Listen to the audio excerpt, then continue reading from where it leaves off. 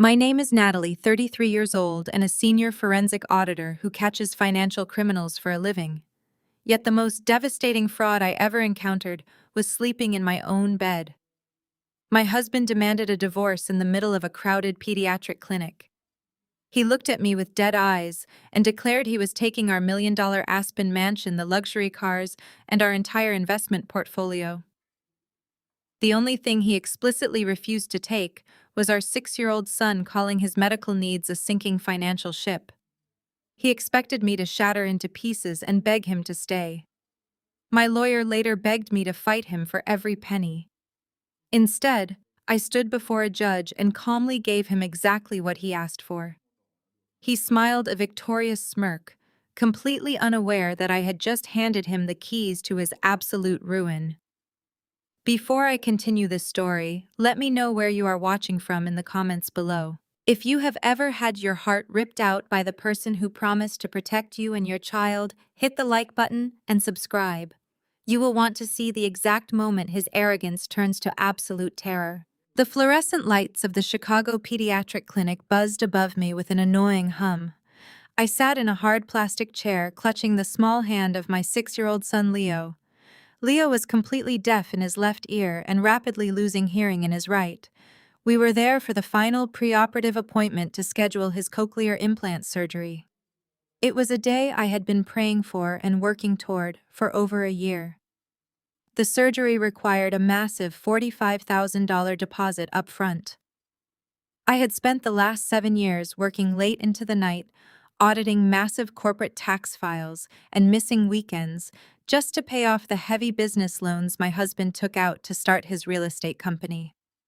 I had been the reliable income that kept our family afloat while he chased his dreams.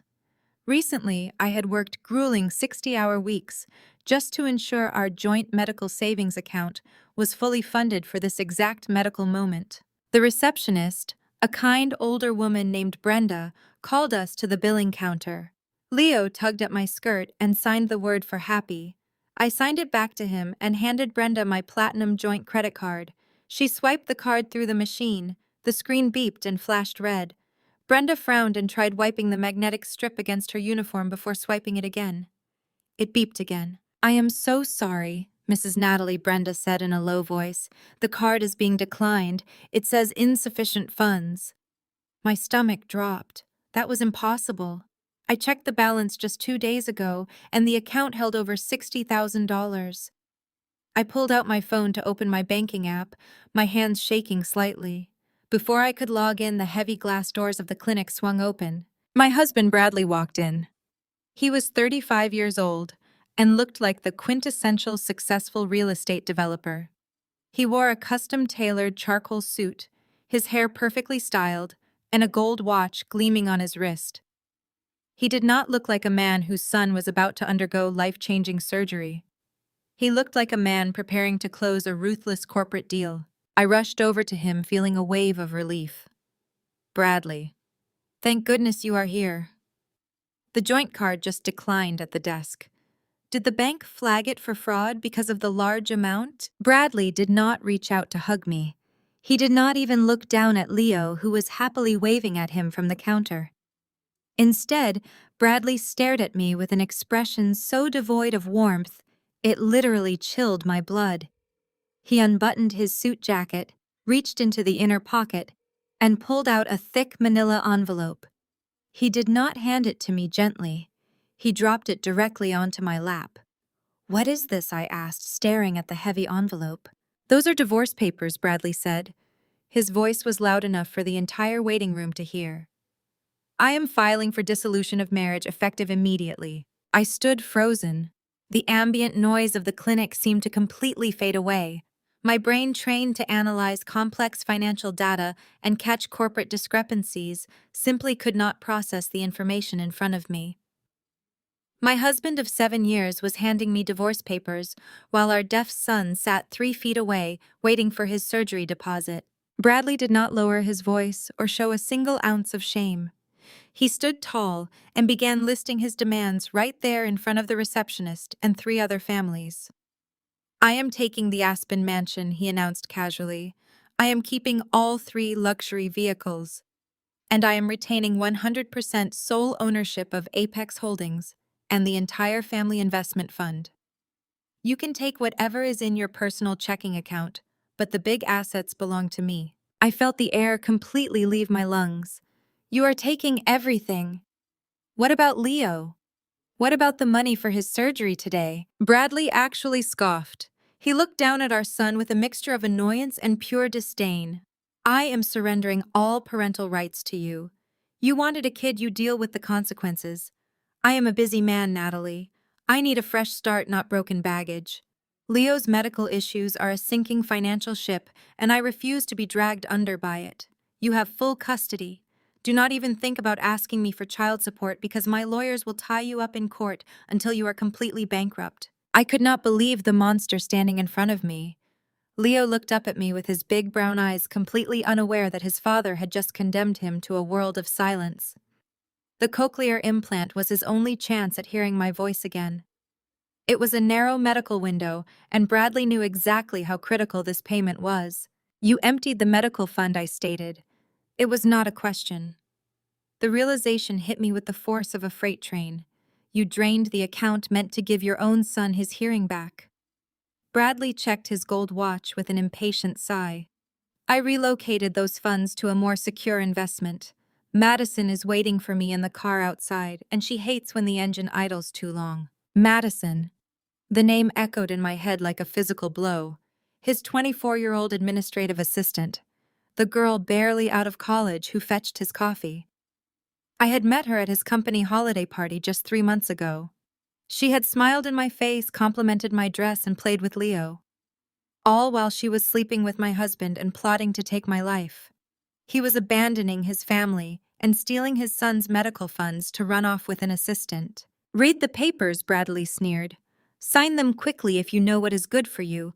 Try to fight me for the real estate or the company, and I will make sure you cannot even afford rent in this city. He turned on his heel and walked out the glass doors, leaving me standing in the middle of the clinic with a declined credit card, a deaf child, and a shattered life.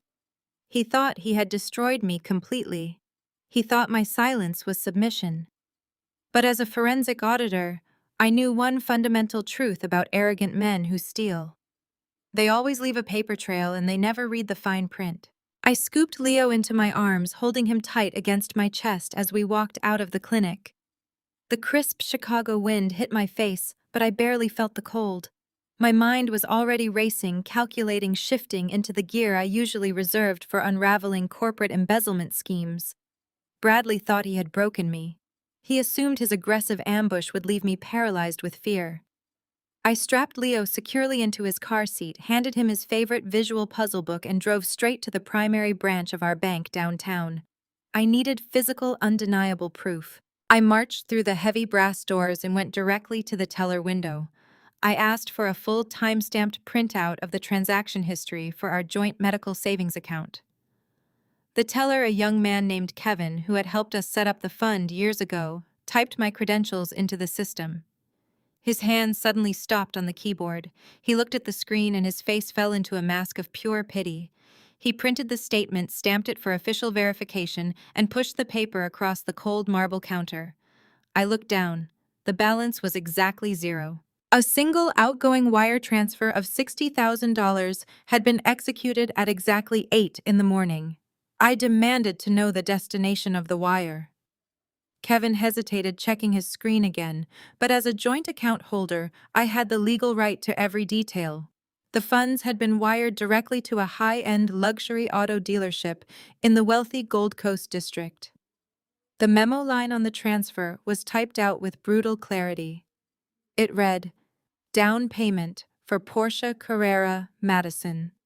My husband had stolen the money meant to restore his son's hearing to buy a sports car for his 24-year-old mistress. I walked out of the bank with the crisp printed statement burning a hole in my hand. I stood next to my car, taking a deep, steadying breath. Before I could even open the door, my phone vibrated in my pocket. The caller ID flashed the name, Patricia. My wealthy, deeply image-obsessed mother-in-law. I answered the call, expecting her to express absolute horror at what her son had just done. I assumed Bradley had bragged about the divorce, but I figured a grandmother would at least pretend to care about the canceled surgery.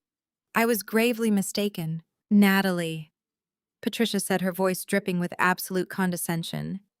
Bradley just called me. He told me he finally served you the papers. I gripped the phone so tightly my knuckles turned white. Patricia, your son just drained Leo's medical fund. He took the money for the cochlear implants and bought a luxury car for his mistress. Patricia did not gasp. She did not express an ounce of outrage.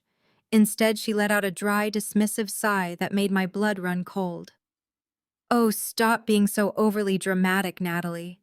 Bradley works incredibly hard. He deserves to enjoy the fruits of his labor. She continued, her tone sharpening into a cruel sneer. Let us be completely honest here. You have let yourself go.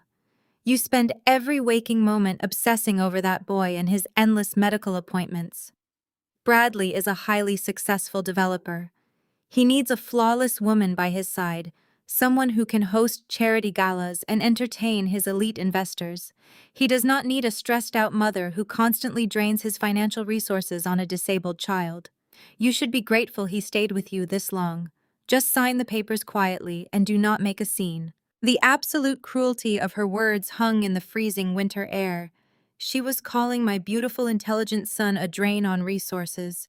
She was validating her son's infidelity and blatant theft simply because I was too busy being a dedicated mother to play the role of a shallow trophy wife. You are right, Patricia, I said, my voice dropping to a terrifyingly calm whisper. Bradley deserves exactly what is coming to him. I hung up the phone before she could utter another toxic word. I did not shed a single tear. Crying was a useless waste of energy. Energy was a resource I needed to conserve for the absolute war that lay ahead. The grief and shock that had paralyzed me in the clinic completely evaporated. It was replaced by a cold, highly calculated rage. I got into the car, looked at Leo in the rearview mirror, and made a silent promise to him that nobody would ever treat him as collateral damage again. We drove back to our cramped temporary apartment building. I settled Leo in the living room with his favorite silent cartoons and a healthy snack. Then I walked straight into my home office. I sat down at my desk and opened my encrypted corporate laptop. As a senior forensic auditor, my entire career was built on finding the hidden money that arrogant men tried to conceal. Bradley thought because I was exhausted and constantly distracted by Leo's medical needs, I was entirely oblivious to the financial mechanics of our household. He thought because he shouted loudly and demanded everything, I would simply cower and hand it over out of fear. He forgot exactly who he married. I cracked my knuckles and opened my secure auditing software. I logged directly into the Secure State Corporate Registry database. I pulled up the primary operating agreement and the detailed tax identification records for Apex Holdings. This was the real estate investment fund Bradley proudly claimed as his sole empire. This was the very same fund he ruthlessly demanded 100% ownership of in his divorce papers. I bypassed the public-facing documents and began digging deep into the underlying asset structures. I searched for the cross-referenced commercial loans, the hidden liabilities, and the true financial health of the man who thought he had completely outsmarted me. The next morning, I walked into the imposing downtown office of my divorce attorney, Mr. Harrison. He was a notorious shark in the Chicago legal scene, known for dragging arrogant executives through the mud and securing massive settlements for wronged spouses. I sat across from his massive mahogany desk and placed the manila envelope Bradley had given me right in the center. Mr. Harrison put on his reading glasses and began to scan the documents. The further he read down the list of Bradley's outrageous demands, the redder his face became. He read the clause demanding sole ownership of the Aspen mansion. He read the section claiming all 3 luxury vehicles. He read the demand for complete control over Apex Holdings. And finally, he read the cruelest paragraph of all, where Bradley explicitly outlined his refusal to pay child support and his demand to sever all parental obligations to Leo. Mr. Harrison took off his glasses and slammed his fists onto the heavy wooden desk with a force that rattled his coffee mug.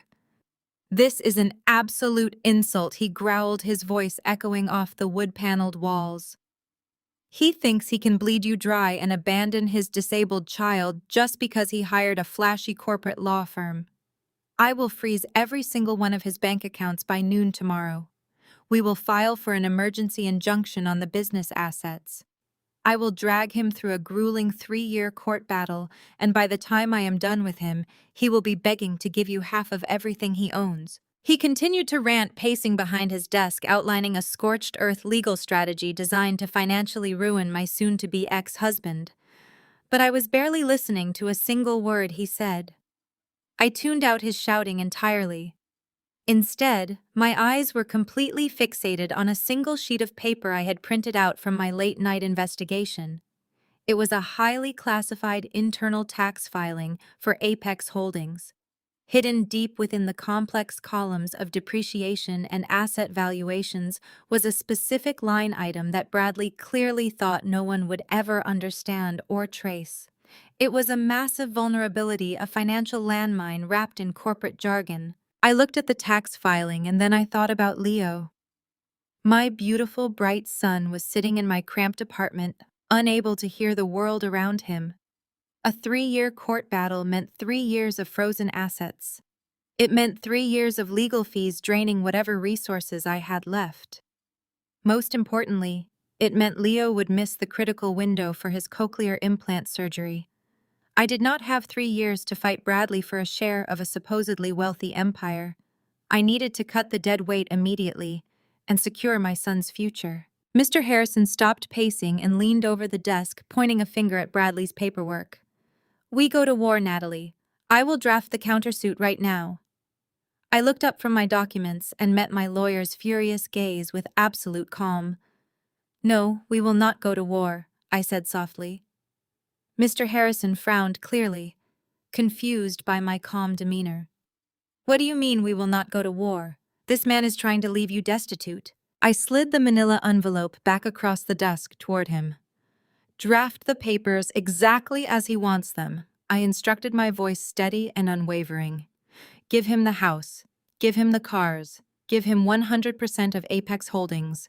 But make sure he waives all parental rights to Leo.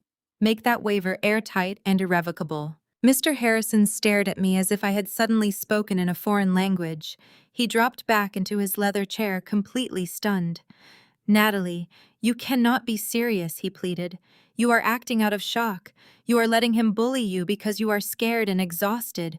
You designed that Aspen house. You funded the startup costs for Apex Holdings with your own salary.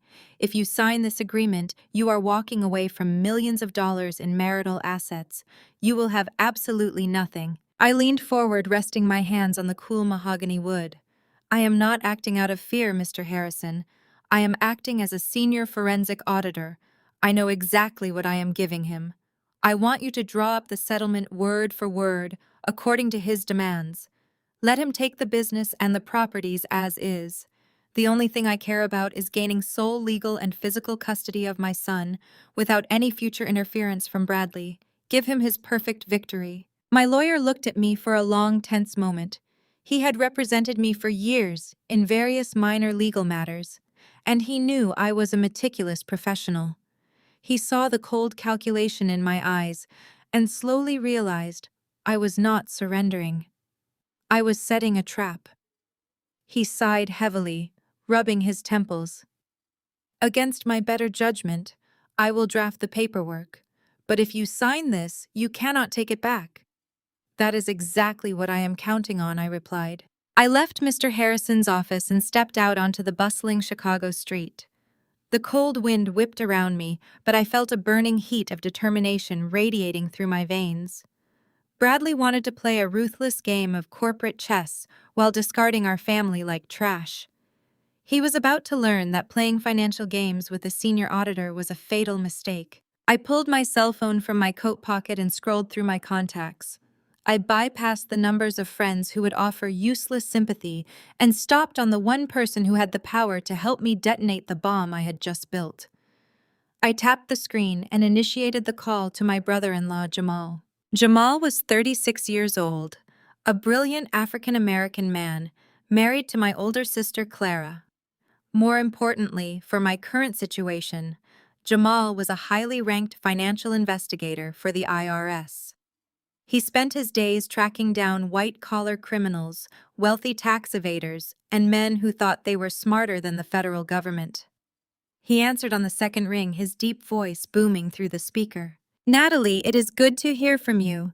Clara told me what Bradley did at the clinic. Do you need me to come over there and handle him?" "No, Jamal," I said into the receiver, my voice echoing with a dark promise. "The trap is set. I need you to pull the federal cross-collateralization records on Bradley's company." Within 48 hours of that phone call to Jamal, I was packing my entire life into standard brown moving boxes. The transition from luxury to survival mode was brutal and absolute. Bradley had given me exactly 2 days to vacate the premises before he officially changed the security codes on the custom-built Aspen mansion I had spent 3 years designing from the ground up. I had painstakingly selected every piece of reclaimed wood for the vaulted ceilings and negotiated with the architects to ensure the acoustics were perfectly optimized for a child with profound hearing loss. Now, all of that careful planning belonged to a 24-year-old administrative assistant who probably thought a mortgage was just a suggestion. Leo and I moved into a cramped, noisy 2-bedroom apartment situated right next to a busy, elevated train line in the city. The contrast between our old life and our new reality was a harsh physical blow. Every 15 minutes, the heavy rumble of the train shook the cheap drywall of our living room. The radiator clanked aggressively throughout the night, and the thin windows did nothing to block the freezing Chicago drafts. For me, the physical discomfort was entirely secondary to the emotional toll. But for Leo, the transition was confusing and frightening. Without his cochlear implants, he relied heavily on visual cues, and the chaotic vibrations of the apartment constantly kept him on edge. I spent the first few nights sleeping on the floor next to his twin bed, holding his hand until he finally drifted off to sleep. My daily routine quickly morphed into a grueling marathon of pure survival. I woke up at 4 in the morning every single day. While the city was still pitch black and freezing, I logged into my secure corporate servers and plowed through complex financial audits. By 7, I was waking Leo up, making his breakfast, and reviewing his sign language flashcards. I had to secure a specialized nanny for the hours I was mandated to be in the corporate office, which ate up a massive portion of my remaining salary. I worked late into the night, balancing my demanding job as a senior forensic auditor with Leo's specialized care. I was running on black coffee, sheer willpower, and an undercurrent of cold rage that kept my mind intensely focused on the endgame. Meanwhile, Bradley and Madison were aggressively rubbing their victory in my face. Through mutual acquaintances and completely public social media profiles, I was forced to witness their extravagant new lifestyle. Madison officially moved into the Aspen mansion before the ink on the preliminary divorce filing was even dry.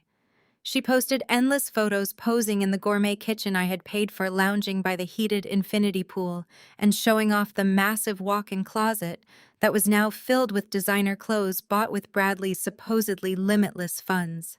They hosted lavish weekend parties serving expensive champagne to Bradley's elite real estate investors. He was playing the role of the triumphant billionaire to absolute perfection, entirely convinced he had successfully discarded his old life without a single consequence. I ignored their public gloating. I had a much more pressing crisis to manage.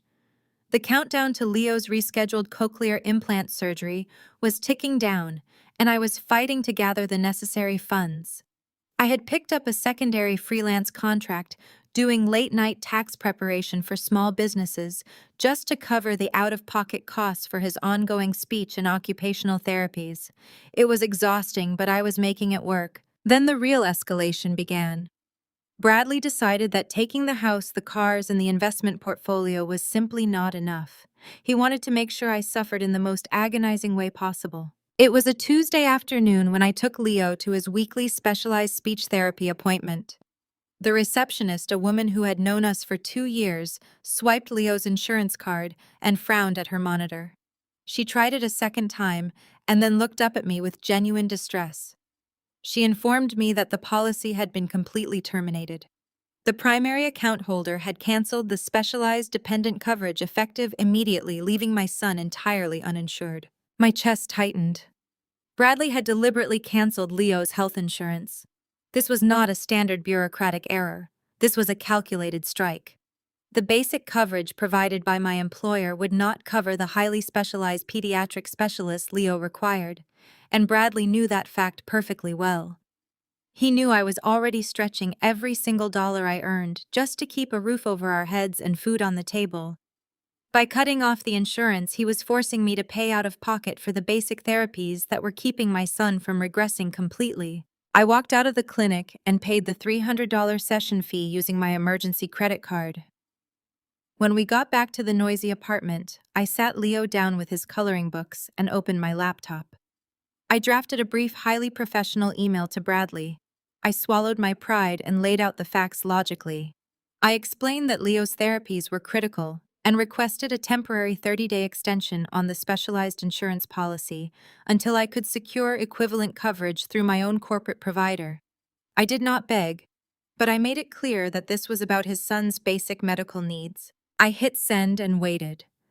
I expected a harsh reply from his legal team, or perhaps a dismissive email telling me to figure it out myself. I did not expect the sheer level of cruelty he delivered. 10 minutes later, a notification popped up on my screen. I opened Bradley's response. There was no formal greeting. There was no explanation. There was no mention of Leo or the insurance policy at all. The body of the email contained absolutely no text. It was just a single laughing face emoji. Attached below it was a high-resolution photograph. It was a picture of Bradley's wrist resting against the leather steering wheel of the new Porsche he had bought for Madison. Gleaming perfectly on his wrist was a brand new solid gold Rolex watch, easily worth the exact amount of money it would have cost to keep his son's medical insurance active for an entire year. I stared at the glowing screen, the laughing emoji mocking me, the gold watch reflecting his absolute arrogance. He thought he was untouchable. He thought his wealth and his ruthless tactics made him a god. I slowly closed my laptop, the sound echoing sharply in the small apartment. I picked up my phone and saw a secure encrypted message waiting from Jamal. The federal records had been pulled. Bradley had no idea the invisible noose was already tightening around his neck. The encrypted message from Jamal glowed on my screen, a beacon of hope in the dark reality I was currently navigating. He had successfully pulled the federal documents detailing the exact structural vulnerabilities of Apex Holdings. But before I could dive into the complex financial data, a loud, aggressive knock at my apartment door startled me. The heavy pounding vibrated through the thin walls, causing Leo to look up from his coloring book with wide, confused eyes. I patted my son on the head, offering a reassuring smile, and walked over to the heavy wooden door. Standing in the hallway was a process server. He shoved a thick legal envelope into my hands without a word and walked away. I locked the door and carried the heavy package to the kitchen counter. The return address bore the bold logo of Chicago's most ruthless corporate family law firm. It was the exact expensive, high-powered legal team Bradley had hired to completely crush my spirit and drain my remaining resources. I sliced the envelope open with a kitchen knife and pulled out a stack of dense, intimidating legal documents. As a senior forensic auditor, I was intimately accustomed to reading complex legal jargon, but the sheer, concentrated malice radiating from these specific pages was breathtaking. Bradley and his aggressive legal team had sent an official hardline demand letter. They were requiring me to immediately sign a comprehensive waiver of financial discovery. In the realm of high-stakes divorce litigation, financial discovery is the standard legal procedure where both spouses thoroughly audit each other's personal assets, bank accounts, and corporate holdings to ensure a fair and equitable division of property. It is the absolute last thing a man hiding massive amounts of toxic debt wants his professional auditor wife to participate in. Bradley was fiercely demanding that I completely waive my right to look into the financial health of Apex Holdings, the valuation of the Aspen Mansion, and the balances of his offshore investments. He wanted me to legally agree that I would accept his financial disclosures blindly, without asking a single question or launching any independent investigation whatsoever. But Bradley knew I was meticulous. He knew I would normally demand a full, uncompromising audit of every single receipt wire transfer and corporate tax filing. So, to ensure I complied with his outrageous demand, his legal team included a vicious, terrifying threat. The second page of the letter was a fully drafted, ready-to-file motion for full sole custody of Leo. The legal threat was explicitly and coldly laid out. If I refused to sign the waiver of financial discovery, Bradley would immediately file this emergency motion in family court. His lawyers detailed exactly how they would drag the custody battle out for years. They promised to request endless grueling psychological evaluations. They threatened to demand multiple invasive home inspections of my cramped apartment. They knew I was already drowning in out-of-pocket medical expenses for Leo's specialized therapies. They calculated that a prolonged, brutal custody war against a well-funded opponent would financially bankrupt me within 6 short months. He was essentially holding my disabled son hostage to protect his fragile corporate secrets. Bradley did not actually want custody of Leo. He had made that perfectly clear at the clinic when he cruelly called his own child a sinking financial ship. He simply knew that Leo was my entire world. He was using the very real, terrifying threat of taking my son away as a heavy bludgeon to force me into blind submission. He expected me to panic, cave to his demands, and surrender my fundamental right to investigate his hollow, rotting empire. I read the threatening letter twice, carefully taking in every cruel sentence and calculated legal maneuver. An ordinary person would have been paralyzed by fear. An ordinary mother would have been completely destroyed by the prospect of losing her child to a wealthy, vindictive ex-husband. But I was not just a mother. I was a seasoned professional who spent my entire career setting invisible traps for arrogant men who believed they were untouchable and above the law. I sat down at my laptop, opened my email client, and began executing my countermeasure. I knew exactly how to play this psychological game. To make Bradley believe he had won, I had to give him the exact reaction he was eagerly anticipating. He expected an emotional, terrified, and completely broken woman. I needed to feed his massive ego and convince him that his brutal tactics had absolutely crushed my will to fight. I began typing my response directly to his lead attorney, making sure to copy Bradley on the email so he could witness my surrender firsthand. I deliberately abandoned my usual crisp, professional tone. I crafted a message filled with panicked, desperate language. I typed frantically, letting my sentences run on mimicking the frantic mindset of a mother pushed to the absolute edge of despair. I begged them not to file the custody motion. I pleaded with Bradley, directly reminding him of how much Leo needed my daily specialized care and how a vicious custody battle would deeply traumatize our son. I typed out long paragraphs of fabricated desperation, stating that I was already overwhelmed with my new difficult living situation and the crushing weight of Leo's medical needs. I claimed I had neither the emotional energy nor the financial resources to wage a war against his powerful legal team. I told him he could keep the company, the house, the cars, and every single investment account he had ever opened. I wrote that I was completely terrified of losing my boy. I finished the lengthy email with a final groveling plea. I officially agreed to sign the waiver of financial discovery. I promised to waive my right to audit Apex Holdings, accepting his financial disclosures entirely as is, with no further investigation whatsoever. I begged him to just send the final settlement paperwork so we could end this horrible nightmare and I could keep my son in peace. I read over the email one last time to ensure the tone of complete, pathetic submission was flawless. I took a deep breath and hit send. I closed my laptop and let out a long, slow breath. I could vividly imagine Bradley sitting in the custom-built office of the Aspen Mansion reading that email on his phone. I knew he was probably laughing, showing the desperate message to his young mistress, bragging about how easily he had broken his stubborn wife. His ego would be swelling to an unmanageable size, absolutely certain of his total dominance. He firmly believed he had bullied me into total submission, blinding me with fear, so I would not look at the toxic rot beneath his corporate facade. He had completely swallowed the bait. By formally agreeing to waive financial discovery, I was giving him exactly the legal rope he needed to hang himself. He was so incredibly eager to hide his financial secrets from me that he failed to realize I already knew everything. The calculated submission was perfectly executed, leaving him completely exposed and arrogant, setting the stage for the absolute devastation that was soon to follow. The game was now completely locked in place, and there was absolutely no turning back for him. The following Tuesday morning, I sat at my sleek glass desk at the corporate auditing firm. The fluorescent lights gleamed off the polished surfaces of the downtown Chicago high-rise. I was deep into a complex tax reconciliation for a client when the mail cart rolled past my cubicle. The office manager handed me a thick, heavy envelope. It was not a standard corporate parcel. It was an oversized, obnoxious envelope made of textured cream paper and sealed with an elaborate wax stamp.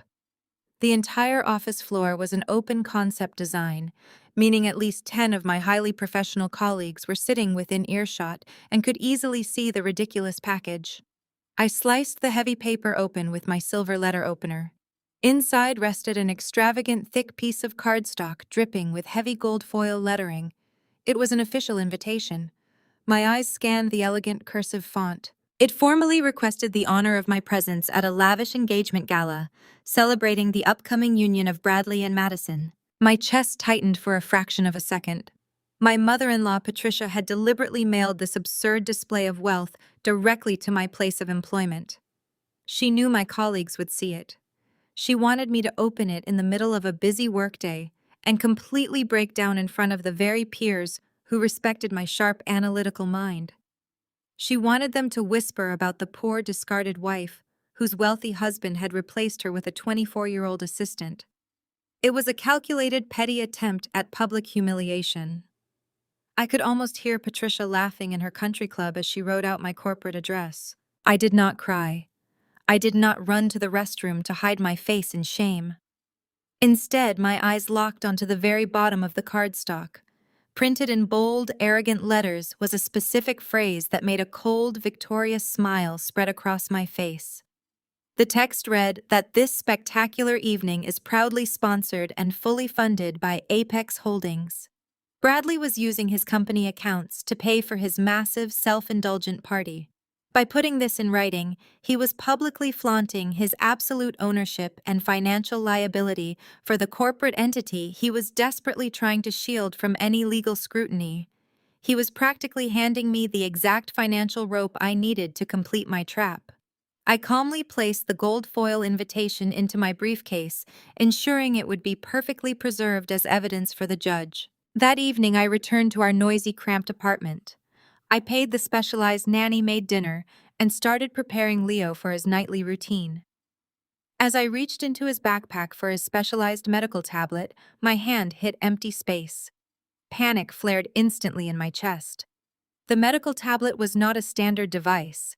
It contained thousands of dollars worth of custom speech therapy applications, visual schedules, and specialized communication tools that were absolutely vital for his daily development. Without it, he would struggle to communicate his basic needs. I desperately tore through every box and bag in the small living room. It was nowhere to be found. I pulled up the device tracking application on my laptop.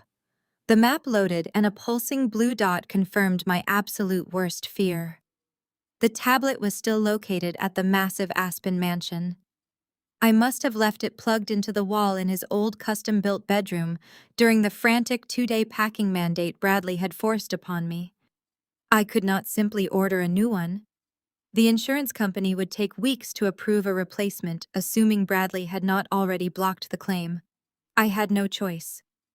I had to go back to the house and retrieve it immediately. I checked the date on my phone and my stomach plummeted. Today was the exact day of the lavish engagement party. I quickly arranged for Clara, my sister, to come over and watch Leo for a few hours. I threw on a simple dark trench coat over my work clothes and grabbed my car keys. The drive out to the upscale gated community took 45 minutes every mile, increasing the cold tension running through my veins. I gripped the steering wheel tightly, steeling my nerves for the inevitable clash. When I finally turned onto the familiar winding driveway of the property I had spent years designing, I was greeted by absolute chaos. The massive iron gates were propped wide open to accommodate a fleet of commercial catering vans, luxury party rental trucks, and landscaping crews. Event staff hurried back and forth across the sprawling front lawn carrying enormous floral arrangements and crates of expensive champagne. The house was being transformed into a spectacular venue to celebrate the destruction of my family. I parked my modest sedan behind a towering delivery truck, making sure I was completely out of sight. I sat in the driver's seat, taking a slow, deep breath to steady my racing heart. I did not want to step foot inside that house. I did not want to see the woman who had stolen my life parading around in the rooms I had built. I knew Bradley would be inside barking orders and acting like a king in his castle. But I thought of Leo sitting in complete silence in our tiny apartment waiting for the device that gave him a voice. I stepped out of the car, blending in perfectly with the frantic event staff. I walked confidently up the stone pathway and slipped past a team of busy caterers loudly arguing over a massive swan ice sculpture. I pushed open the heavy oak front doors of the mansion and stepped right into the belly of the beast. The grand foyer was bustling with expensive decorators hanging crystal lights. I kept my head down and slowly moved straight toward the grand staircase, fully prepared for whatever arrogant enemy I would inevitably face. I climbed the mahogany stairs, my footsteps muffled by the custom runner I imported from Turkey last year. The second floor was quiet compared to the caterer setup downstairs. I walked down the corridor toward Leo's bedroom. The door was slightly ajar. I pushed it open and stepped inside, expecting to grab the tablet and leave without incident. Instead, I found the master suite doors wide open across the hall, and Madison standing right in the center of the hallway. She was holding a champagne flute and admiring her reflection in a gilded mirror. She wore a designer gown dripping in crystals. It was a haute couture piece I recognized from a bridal magazine. The price tag was $15,000, the exact amount Bradley stole from our son's medical fund to make the deposit on a sports car. Now he was draining even more stolen funds to dress his young mistress like royalty, while his own child suffered in silence. Madison turned and gasped loudly when she saw me. Her shock dissolved into a nasty, triumphant smirk. She took a slow sip of champagne, looking me up and down with absolute disdain. She took in my sensible trench coat and practical work shoes, contrasting them against her glittering gown and flawless makeup. She clearly thought she conquered my entire world. "Natalie," she said, her voice echoing sharply in the empty hallway. "What a delightful surprise to see you here today. Are you here to pick up a catering shift because the service entrance is around back?" I ignored her petty insult and walked straight into Leo's old room. The walls had already been hastily repainted a sterile white, erasing the cheerful hand-painted murals I had created for my son. I spotted the specialized medical tablet sitting abandoned on a high shelf, dead and covered in construction dust. I grabbed it and tucked it safely into my briefcase, ensuring the device was secure. When I stepped back into the hallway, Madison was leaning against the doorframe, blocking my path to the stairs. "I really have to thank you, Natalie," she purred, swirling the champagne in her glass. "You made this transition so incredibly easy for us. Bradley told me you rolled over and signed the waivers without a single fight. It is incredibly refreshing to see a woman who knows her proper place in the world. You knew you could never compete with me, so you packed up your sad little life and left my house. I really appreciate you bowing out with absolutely zero drama." My hands curled into tight, angry fists inside my coat pockets. Every maternal instinct in my body screamed at me to step forward and tear that stolen $15,000 dress right off her back. I desperately wanted to scream that she was wearing the money meant to give a deaf child his hearing back. I wanted to shake her until she understood the pure evil she was actively participating in. But I forcefully shoved that white-hot rage down into a dark, locked box inside my mind. An emotional outburst would accomplish nothing except fueling her massive, insatiable ego. I stared at her vapid, smiling face and maintained an expression of complete, chilling indifference. "You are entirely welcome, Madison," I said, my voice dangerously soft and perfectly controlled. "I sincerely hope you and Bradley get exactly the life you deserve together." I moved aggressively past her, forcing her to step aside. As I walked down the hallway, I glanced into Bradley's home office. The heavy oak door was wide open. The room was a disaster zone of scattered files, open corporate ledgers, and financial statements. Bradley had always been terribly disorganized, leaving highly sensitive documents exposed. I stepped inside the office, pretending to look for a missing charger cable. Madison scoffed loudly from the hallway and walked away, completely dismissing me as a threat. I moved swiftly toward his desk. My highly trained forensic auditing eyes immediately locked onto a specific stack of heavily redacted financial documents sitting carelessly on his dark leather blotter. I did not need to touch the papers or take any photographs. I simply engaged my intense professional focus. The top document was a fresh wire transfer authorization form linked directly to an offshore investment account. Printed clearly at the top right corner was a specific 9-digit Federal Reserve routing number, along with an associated corporate shell entity name. I burned those exact numbers and that corporate entity name permanently into my memory, locking the critical financial data away like a secure steel vault. I turned around, walked briskly out of the mansion, and drove straight back to my cramped, noisy apartment. I did not shed a single tear during the drive. I calmly fed Leo, bathed him, and tucked him safely into his small twin bed. That night, the heavy rain lashed violently against the thin windows of our living room. At exactly 9 o'clock, a sharp knock sounded at my front door. I unlocked the heavy deadbolt and pulled the door open. Jamal stood in the dim hallway, water dripping steadily from his dark trench coat. He stepped inside, shaking off the freezing rain. He did not say a single word of greeting. Instead, he reached into his thick leather briefcase and pulled out a massive federal dossier. The cover was prominently stamped with a bright red security seal from the United States Internal Revenue Service. Jamal dropped the dossier right onto my cheap kitchen table with a resounding thud. A sharp, brilliant smile formed on his face, illuminating the dim room. "You were right," Jamal said, his voice practically humming with predatory anticipation. He leveraged the entire house and the primary holding company. He used cross-collateralization to hide a massive, toxic commercial debt. The arrogant fool was so eager to lock you out of the assets that he completely waived financial discovery. He did not read the fine print. I pulled the red stamped folder across the cheap laminate table and broke the heavy wax seal. Jamal stood beside me, his large frame casting a long shadow against the kitchen wall. I spread the classified documents out under the harsh overhead light. What lay before me was not the robust portfolio of a wealthy real estate tycoon. It was the financial autopsy of a dead man walking. I scanned the ledgers, my eyes darting across columns of numbers, interest rates, and liability disclosures. As a senior forensic auditor, reading complex financial data was my primary language. It took me less than 3 minutes to completely unravel the entire fraudulent structure. Bradley was not rich. He was drowning in a bottomless ocean of toxic commercial debt. He had executed a highly dangerous financial maneuver known as cross-collateralization.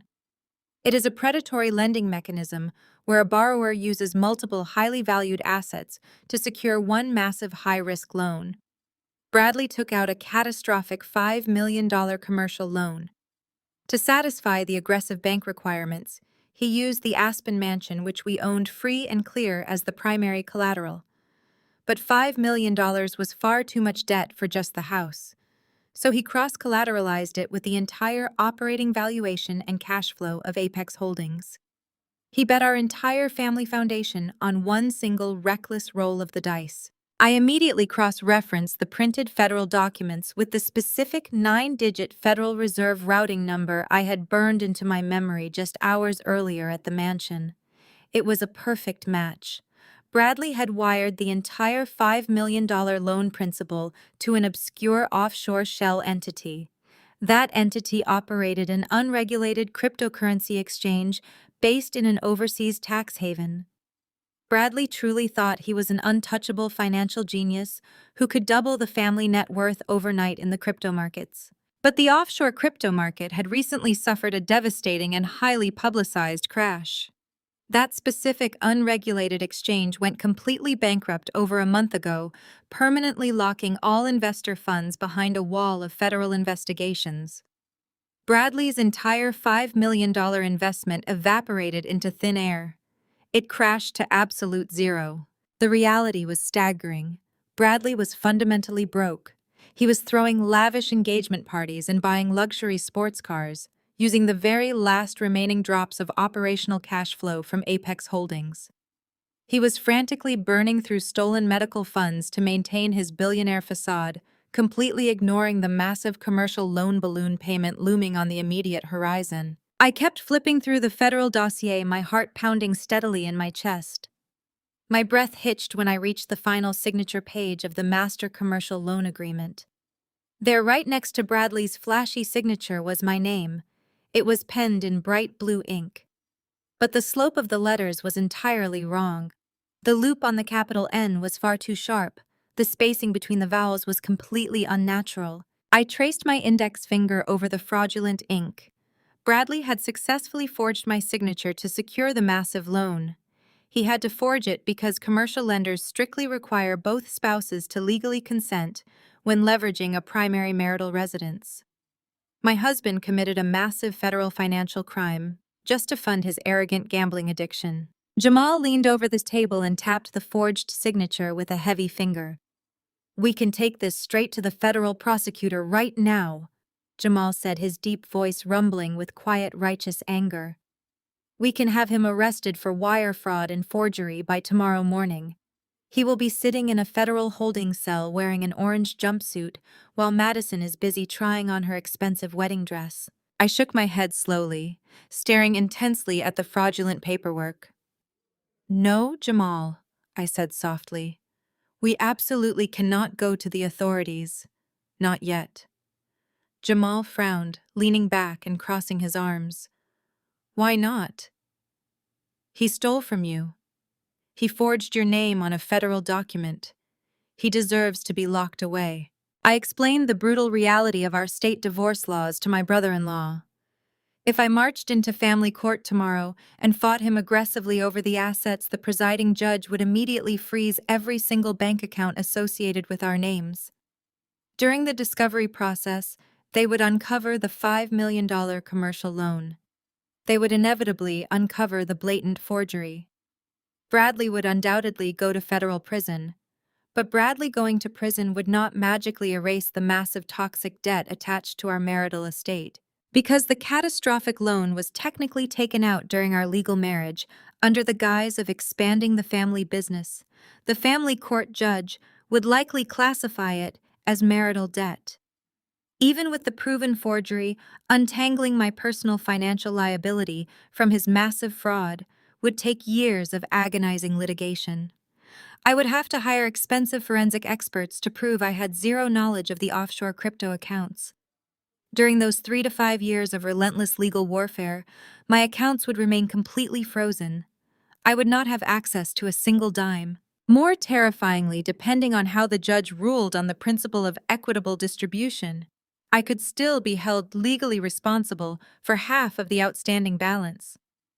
A 50-50 split of a $5 million toxic debt would instantly ruin my entire future. It would bankrupt me permanently before I even reached my mid-30s. Most importantly, a frozen bank account and a massive debt obligation would completely destroy any chance of paying for Leo's cochlear implant surgery. Leo would lose his hearing forever while I fought a useless, expensive war over a pile of burning corporate ashes. Bradley had unknowingly trapped me inside a burning building. But by aggressively demanding total ownership of the assets and rushing the divorce process, he was actually handing me the only safe fire escape. I looked up at Jamal, my mind operating with the icy precision of a senior auditor constructing an airtight trap. If we fight him in open court, the explosion takes us both out. I explained, my voice steady and completely devoid of emotion. But if I give him exactly what he demands, he takes the entire debt with him. I have to make him forcefully demand 100% of Apex Holdings and the Aspen Mansion. I have to manipulate him into signing a legally binding waiver of financial discovery so he legally assumes all hidden liabilities. He has to take the entire $5 million bomb willingly and hold it tight against his chest before it detonates. Jamal slowly smiled, realizing the sheer genius of the maneuver. How exactly do you plan to make an arrogant, greedy man demand a bomb? I stacked the federal papers neatly and placed them back into the dossier. I am going to use his massive ego against him, I replied. I am going to make him fight tooth and nail for something entirely worthless, so he blindly rushes to sign away his right to investigate the company. By the time he realizes he swallowed a poisoned apple, he will be standing in front of a judge with absolutely zero legal recourse. The next morning, I sat in Mr. Harrison's office for the second time. He looked at me with cautious optimism, expecting me to finally authorize a full-scale legal assault on Bradley's assets. Instead, I pulled out a photograph from my briefcase and placed it squarely on his desk. It was a picture of a massive, incredibly ugly modern art painting that currently hung in the grand foyer of the Aspen mansion. Bradley had purchased the hideous canvas 2 years ago from an obscure local artist. It was a chaotic mess of jagged red lines and muddy brown splashes. He paid $5,000 for it simply because a wealthy golf buddy told him that collecting abstract art was a symbol of true elite status. In reality, the piece was entirely worthless. It held absolutely no resale value, and I had always despised looking at it. Mr. Harrison stared at the photograph and raised an eyebrow. What exactly am I looking at, Natalie? This is our Trojan horse, I explained, leaning forward. I want you to draft a new response to his legal team. Tell them I am completely willing to concede the Aspen mansion. Tell them I will happily surrender all 3 luxury vehicles and walk away from every single share of Apex Holdings. Tell them I agree to his demands regarding child custody, and I will not seek a single dime of alimony. But in exchange for surrendering his empire, I demand joint custody of this specific painting. My lawyer looked at me as if I had completely lost my mind. You want to trade a multi-million-dollar real estate portfolio for a piece of ugly canvas? He asked, his voice laced with disbelief. I want Bradley to think I am trading the portfolio for the canvas I corrected. You have to sell this performance, Mr. Harrison. You have to draft a ferocious legal demand. Claim that I have a deep, profound emotional attachment to this specific artwork. State that I firmly believe the artist is on the verge of a massive international breakthrough, and I demand 50% of its future appraised value. Make it sound like keeping this painting is a matter of life and death to me. Threaten to drag out the divorce proceedings for years solely over the custody of this hideous artwork. Mr. Harrison leaned back in his leather chair, studying my face. He was a seasoned veteran of divorce warfare, and he slowly began to see the tactical brilliance of my plan. He realized I was setting a psychological trap designed specifically for a narcissist.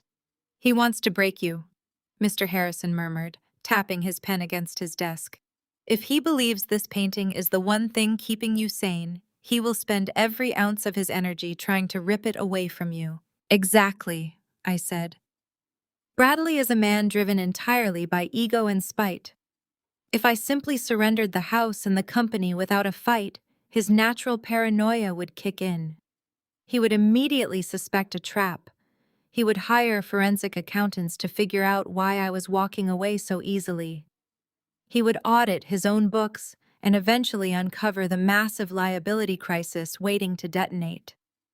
I have to give him an agonizing legal battle to distract him. I have to make him bleed for a victory so he feels like he earned it. Mr. Harrison smiled a sharp, predatory grin. He opened his laptop and immediately began drafting the most aggressive, ridiculous legal demand of his entire career. He used highly inflammatory legal jargon, demanding immediate physical possession of the painting and threatening aggressive litigation if the canvas was harmed in any way. He made the document bleed with my supposed desperation. The misdirection worked with absolute flawless precision. When Bradley received the legal demand, his massive ego completely blinded his rational judgment. Just as I had calculated, he could not stand the thought of me securing a single victory. The idea that I desperately wanted this specific piece of art consumed his every waking thought. He completely ignored the fact that I was willingly walking away from a massive real estate portfolio. He glossed right over my total surrender of Apex Holdings.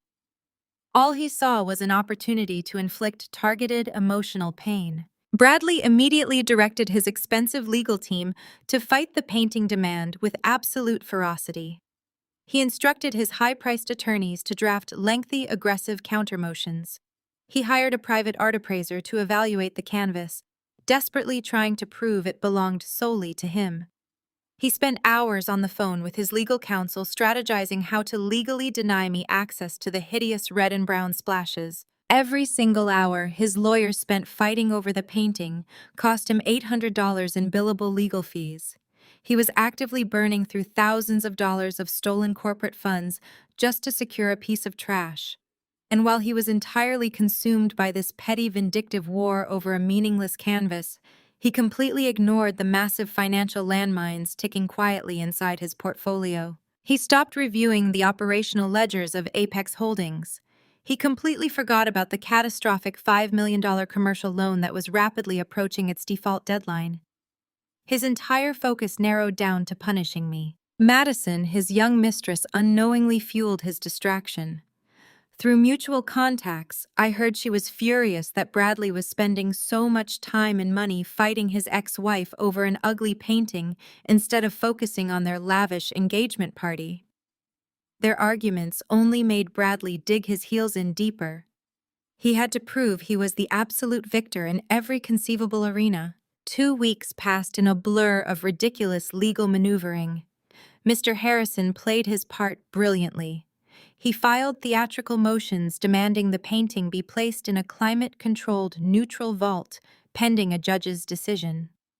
Bradley retaliated by filing an emergency injunction to keep the painting mounted in the Aspen mansion.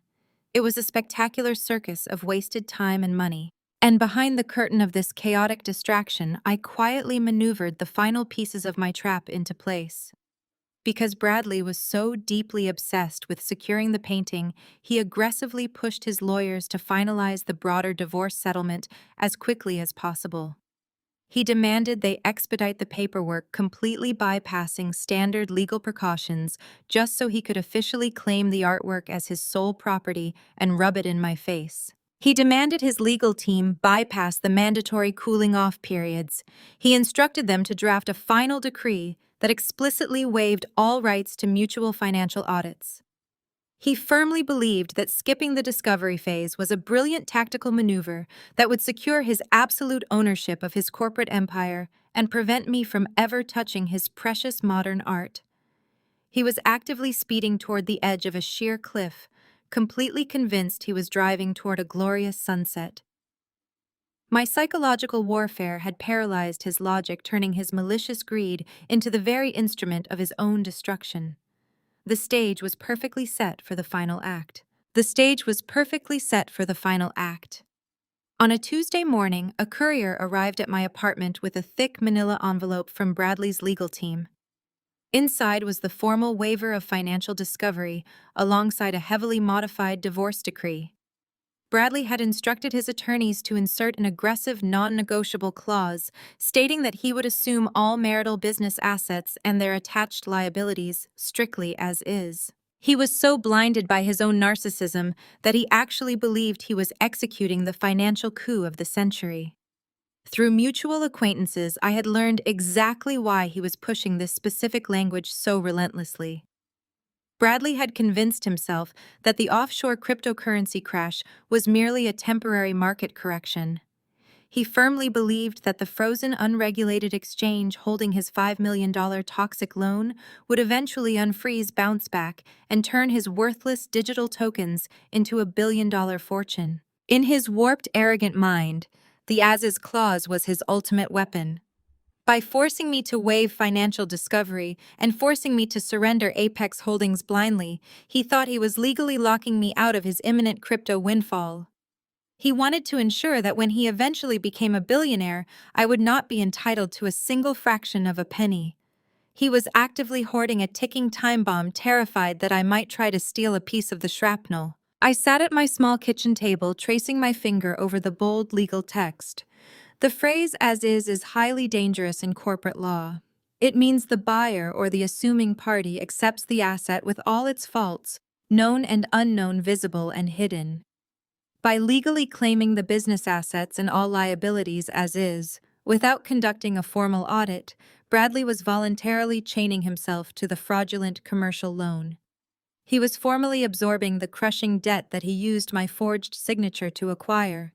To seal his fate, Bradley sent a gloating email to my personal account just an hour after the courier departed. He wrote a lengthy, condescending message mocking my decision to surrender the company. He boasted about his brilliant business acumen and told me I was a fool for walking away from his empire just to keep full custody of Leo. He explicitly stated that he was taking total control of the finances and that I would never see a dime of his future wealth. I did not reply to his taunts. I simply saved the email, printed a physical copy, and placed it securely in my briefcase. This written admission of his deliberate financial concealment was the final key to my survival. I packed my documents, kissed Leo goodbye, as he played with his nanny, and headed to a quiet, unassuming coffee shop on the outskirts of the city. Jamal was already sitting in a corner booth, wearing a dark wool coat and nursing a black coffee. His large, imposing frame made the small cafe table look miniature. I slid into the booth across from him and handed over the printed email along with the drafted waiver of financial discovery. Jamal put on his reading glasses and scanned the paperwork. A deep, rich laugh rumbled in his chest. He shook his head, tapping the Az's claws with a heavy finger. I have investigated hundreds of white-collar criminals in my career, Jamal said, his voice low and steady. But I have never seen a man so eager to build his own financial gallows and slip the noose around his own neck. He actually thinks he is outsmarting you. He thinks he is protecting his offshore crypto billions, I replied, taking a sip of my coffee. He is terrified I might demand half of an account that currently holds absolutely zero liquidity, but I need to be completely certain, Jamal. If I sign this waiver and let him take the company, as is what happens to me when the commercial bank realizes the $5 million loan is in default and uncovers the forgery. Jamal opened his secure laptop, angling the screen so only I could see the federal tax codes displayed. That is exactly why I needed you to secure his written admission of concealment, Jamal explained. Because Bradley is voluntarily hiding his debt, forging your signature, and aggressively claiming sole ownership of the LLC. While forcing you to waive discovery, he is handing you a golden shield. Jamal pointed to a specific paragraph of federal tax law. It is called the Innocent Spouse Relief Program. The IRS and the federal courts use this specific code to completely insulate a spouse who is kept in the dark about fraudulent financial activities. To qualify, you have to prove that you did not participate in the fraud, that you did not benefit from the hidden funds, and that your spouse actively concealed the transactions from you. Jamal tapped Bradley's gloating email. This email, combined with the fact that he wired the stolen medical funds to buy his mistress a Porsche, proves you received absolutely zero benefit from his illicit cash flow. His demand for the discovery waiver proves he actively concealed the liabilities. The moment he signs this final decree in front of a judge, he legally absorbs 100% of the criminal and civil liability. The IRS will grant you full innocent spouse relief. You will be fully insulated from the federal fallout that is about to hit him. I leaned back against the vinyl booth, a profound sense of relief washing over me. The crushing weight of the $5 million fraud was finally lifting from my shoulders. The forensic audit was complete, the legal framework was flawless, and the federal protections were solidly in place. Bradley's ego had blinded him to the most basic rule of accounting. Liabilities do not just vanish because you refuse to look at them. They compound, they accrue interest, and eventually they demand to be paid. When does the federal audit trigger? I asked, my voice cold and precise. Jamal closed his laptop with a sharp click. The commercial bank reported the 90-day default to the Federal Reserve this morning. The IRS automated flagging system has already picked up the cross-collateralization anomalies. We are just waiting for the final legal ownership of Apex Holdings to be established on paper. The absolute second the judge signs your divorce decree and declares Bradley the sole owner, the federal freeze goes into effect. The trap was armed, the escape route was secured. All I had to do now was walk into the courtroom, play the role of the defeated, broken wife, and hand an arrogant man the match he would use to burn his own life to the ground. I thanked Jamal, gathered my documents, and walked out into the freezing Chicago air, ready to finalize the destruction of Bradley's hollow empire. The icy wind of the Chicago winter battered against my coat as I walked back to my cramped apartment. I had my strategy firmly locked in place, and the federal tax codes validating my every move. Now all I had to do was wait for the final trap to be delivered. 2 days later, a heavy knock at my door signaled the arrival of a bonded courier. He handed me a thick, rigid envelope marked with the gold-embossed logo of Bradley's high-priced legal firm. I carried the heavy package to my small kitchen table, clearing away Leo's coloring books to make room for the paperwork that would determine our entire future. I sliced the envelope open and slid out the final binding divorce decree. It was a massive stack of heavily watermarked paper designed to look intimidating and absolute. Bradley and his aggressive attorneys had clearly spent hours crafting a document so thoroughly ruthless that it was intended to leave me entirely destitute. I poured myself a cup of black coffee, sat down under the flickering overhead light, and began to read the contract with the meticulous scrutiny of a senior forensic auditor. The sheer malice baked into the legal jargon was staggering. Section after section was dedicated to stripping away every single marital asset I had ever contributed to. Clause 4 explicitly stated that Bradley retained sole, total, and unencumbered ownership of the Aspen mansion. The lawyers had deliberately added language specifying that I was immediately forfeiting any claim to the equity, the furnishings, and the custom architectural designs I had personally financed. Section 7 dealt with the family investment fund. It declared in bold underlined text that Apex Holdings was the exclusive property of my soon-to-be ex-husband. It barred me from ever requesting a financial valuation or claiming any future profits generated by the entity. But the absolute cruelty of the document was most apparent in the sections regarding our son. Bradley had ensured his lawyers drafted a watertight waiver of all his parental rights and financial obligations. The decree explicitly stated he would pay zero alimony and zero child support. He legally classified Leo as my sole financial responsibility, phrasing it in cold, sterile terms that completely erased his own flesh and blood. He wanted to make absolutely certain that his newly acquired wealth would never be drained by medical bills or cochlear implant surgeries. He was permanently severing himself from our child to protect his fraudulent empire. I kept reading, moving past the vicious custody waivers to find the exact mechanism I needed to trigger my trap. Buried on page 42 under a dense block of property division legalese was the golden ticket, the assumption of liabilities clause. Bradley's lawyers had aggressively worded this section to demand that he was accepting all business entities and properties strictly as is. They included a heavy-handed waiver of financial discovery confirming that I was explicitly barred from auditing the corporate accounts prior to signing.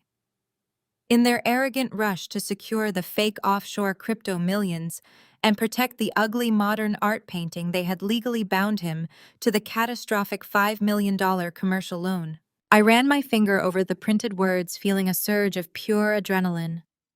By demanding total ownership and refusing an audit, Bradley was actively concealing his massive commercial default. He was willingly swallowing the poisoned bait. The document was a masterpiece of corporate greed, but to a forensic accountant, it was a signed confession of financial suicide. Night fell over the city, casting long shadows across the small living room of my apartment. The elevated train rumbled past, shaking the thin windows, but I barely registered the noise. I walked into the bedroom and stood over Leo's twin bed. He was fast asleep, his small chest rising and falling in a slow, peaceful rhythm. Without his hearing aids, the loud urban chaos outside did not disturb him. I gently brushed a lock of dark hair away from his forehead. He had been so brave through all the abrupt changes and the confusing medical appointments. I looked at my beautiful son and thought about the $45,000 surgery he desperately needed. I thought about the $60,000 Bradley had stolen to buy a luxury sports car for a 24-year-old mistress. I thought about my wealthy mother-in-law Patricia mocking my dedication to my disabled child. The anger that had been simmering inside me solidified into a cold, unbreakable resolve. I was not just signing a divorce decree tonight. I was signing an execution warrant for a man who believed his family was disposable. I walked back to the kitchen table and smoothed out the final signature page of the divorce decree. I picked up my favorite heavy black ink pen, the same one I used to sign off on massive corporate audits. My hand did not shake. My heart did not race. I felt absolutely nothing but the icy precision of a professional executing a flawless strategy. I signed my name on the designated line. My signature was clear, strong, and completely unwavering, but I did not stop there. Underneath my signature, in a tiny, precise script, I added a specific numeric code. It was the exact federal reference number linking directly to the innocent spouse relief application Jamal had helped me prepare. It was a microscopic legal tag that officially registered my compliance under federal tax law, proving I was signing this document under the condition of concealed financial liabilities. It was a tiny detail that Bradley's arrogant lawyers would completely ignore, assuming it was just a meaningless processing note or a clerical stamp.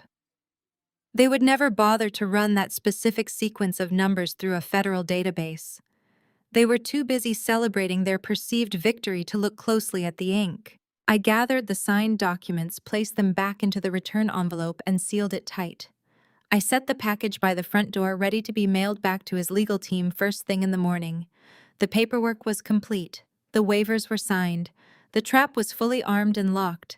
The only thing left to do was walk into the courthouse, let the judge strike the gavel, and watch the entire illusion of Bradley's wealth burn to ashes. The morning of the final hearing arrived with a biting chill that swept off Lake Michigan, rattling the windows of my rented apartment. I stood in my bedroom long before the sun came up, listening to the distant rumble of early commuter trains. Today was the day. Weeks of meticulous planning, sleepless nights analyzing corporate ledgers, and the agonizing performance of playing the defeated wife culminated in the next few hours. I did not feel fear. I felt the absolute cold clarity of an auditor about to present a terminal finding. I walked to the closet and pulled out the protective armor selected for this occasion. Bradley and his legal team expected me to walk into that courtroom looking entirely destroyed. They anticipated a weeping mother wearing wrinkled clothes begging the judge for a shred of mercy. They wanted the visual confirmation that they had broken me. Instead, I dressed in a sharp, impeccably tailored navy blue suit.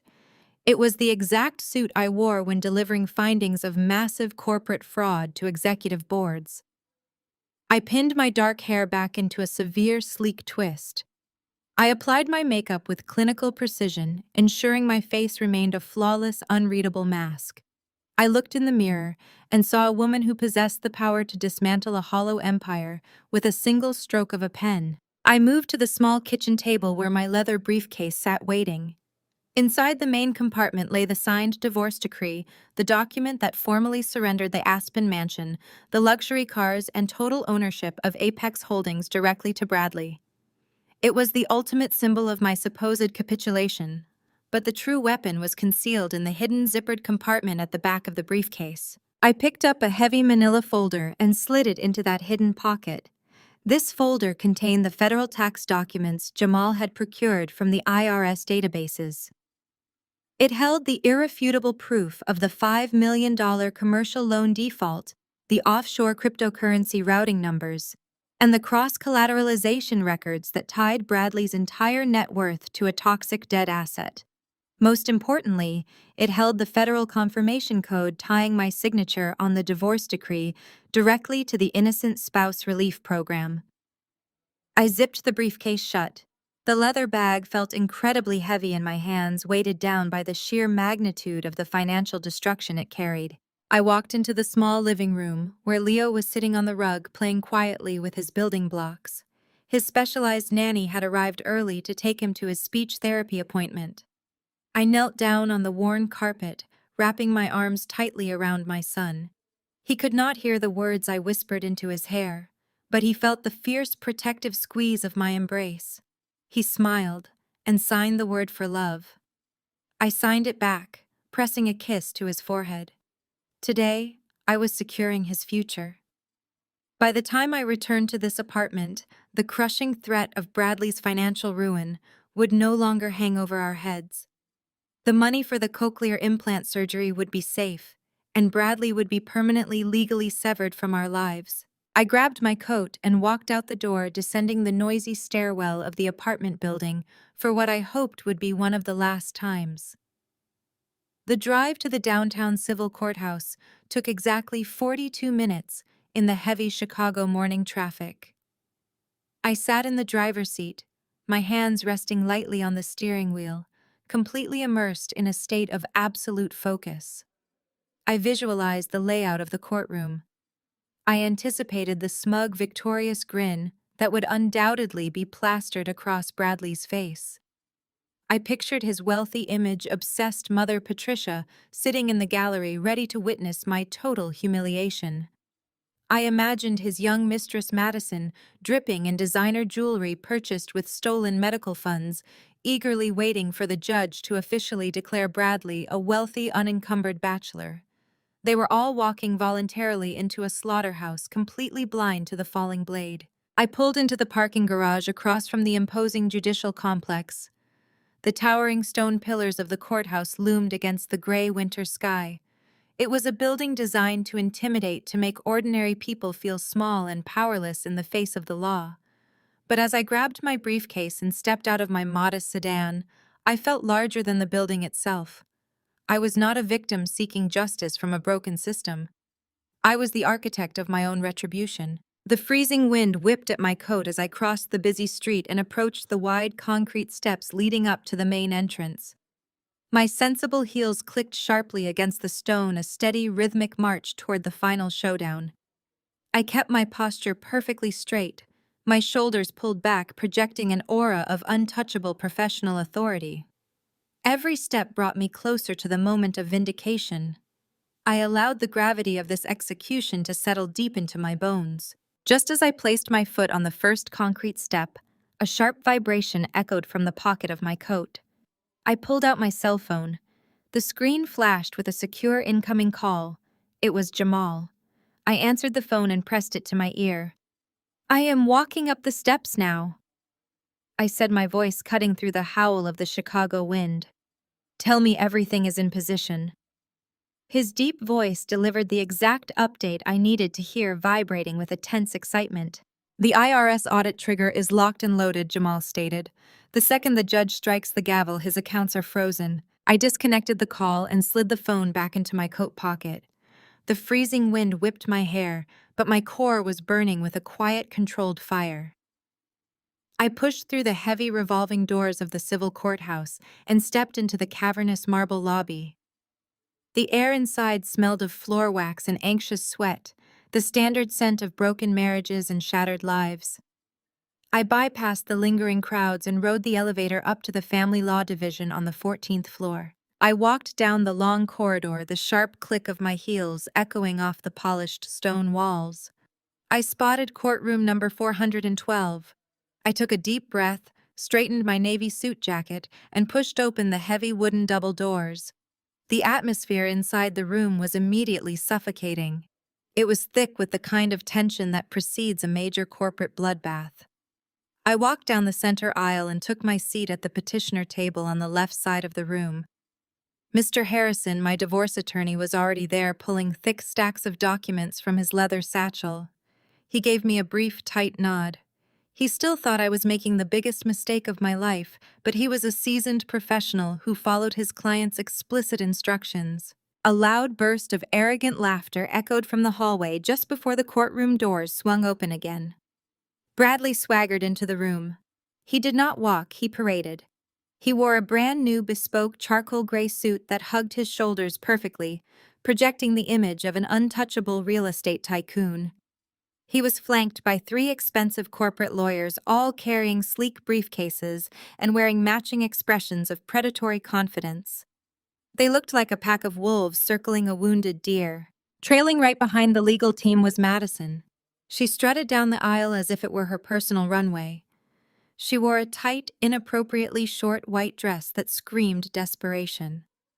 Around her neck and wrists, she was absolutely dripping in heavy diamond jewelry. I recognized the necklace. It was a custom piece Bradley had commissioned using the exact funds he had siphoned from our joint savings account mere weeks before draining Leo's medical fund. Madison took her seat in the gallery directly behind Bradley's table, crossing her legs and shooting me a look of pure, unadulterated triumph. Next to Madison sat Patricia, my wealthy, image-obsessed mother-in-law. Patricia wore a sharp tweed suit and clutched a designer handbag tightly in her lap. When her eyes locked onto mine, her lips curled into a nasty, venomous sneer. She glared at me with absolute contempt, clearly relishing the spectacle of my supposed downfall. She was fully prepared to watch her son strip me of every single asset I had helped build over the last 7 years. She wanted to see me broken, destitute, and completely humiliated. I simply held her gaze for a fraction of a second, offering a blank, emotionless stare, before turning my attention to the back of the room. Sitting quietly in the very last row of the gallery, completely removed from the circus of Bradley's entourage, was Jamal. He wore a crisp, dark suit and a neutral expression that gave absolutely nothing away. Resting securely on his lap was a heavy, reinforced briefcase containing the federal IRS execution orders. We did not exchange a verbal greeting. We did not nod. But the brief, intense eye contact we shared across the large room was all the confirmation I needed. The federal trap was primed. The heavy wooden door behind the bench swung open, and the court bailiff commanded everyone to rise. Judge Carter entered the courtroom. She was a stern, gray-haired, no-nonsense woman with decades of experience cutting through the petty squabbles of wealthy fighting couples. She took her seat, adjusted her reading glasses, and opened the massive file containing our final divorce decree. The entire courtroom sat down in unison. The silence in the room stretched on for several agonizing minutes as Judge Carter meticulously read through the binding document. I watched her eyebrows slowly rise toward her hairline. Her frown deepened with every single page she turned. She flipped back to the asset division summary, her eyes scanning the brutal, lopsided terms Bradley's lawyers had ruthlessly drafted. She looked at the clause awarding him the Aspen mansion. She looked at the clause surrendering Apex Holdings. She looked at the complete waiver of spousal support and the immediate termination of his parental rights to Leo. Finally, Judge Carter took off her glasses and placed them on top of the file. She folded her hands and directed her piercing gaze straight across the room, locking eyes directly with me. She ignored Bradley and his expensive legal team entirely. "Mrs. Williams," the judge began, her voice echoing with a sharp, authoritative edge. "I have presided over family law for 22 years. I have seen hundreds of complex, high-net-worth divorces. But I must state on the official record that this is one of the most incredibly lopsided, irregular settlement agreements I have ever encountered in my entire career on the bench." Bradley's lead attorney stood up, straightening his expensive silk tie. "Your Honor, both parties have reviewed the terms independently and have mutually agreed to a clean, swift separation of assets to minimize unnecessary legal expenditures." Judge Carter slammed her hand flat against the desk, silencing the lawyer instantly. "I am not speaking to you, counselor. I am speaking to the petitioner." She turned her sharp gaze back to me. Her expression was a mixture of deep concern and judicial suspicion. "Mrs. Williams, you are a highly educated professional. According to these documents, you are the primary custodian of a young child with significant ongoing medical needs. Yet you are signing away 100% of the marital estate." The courtroom was dead silent. Madison leaned forward in her seat, eager to watch the judge finalize the transfer of wealth. Bradley shifted in his chair, leaning back with an arrogant smirk plastered across his face.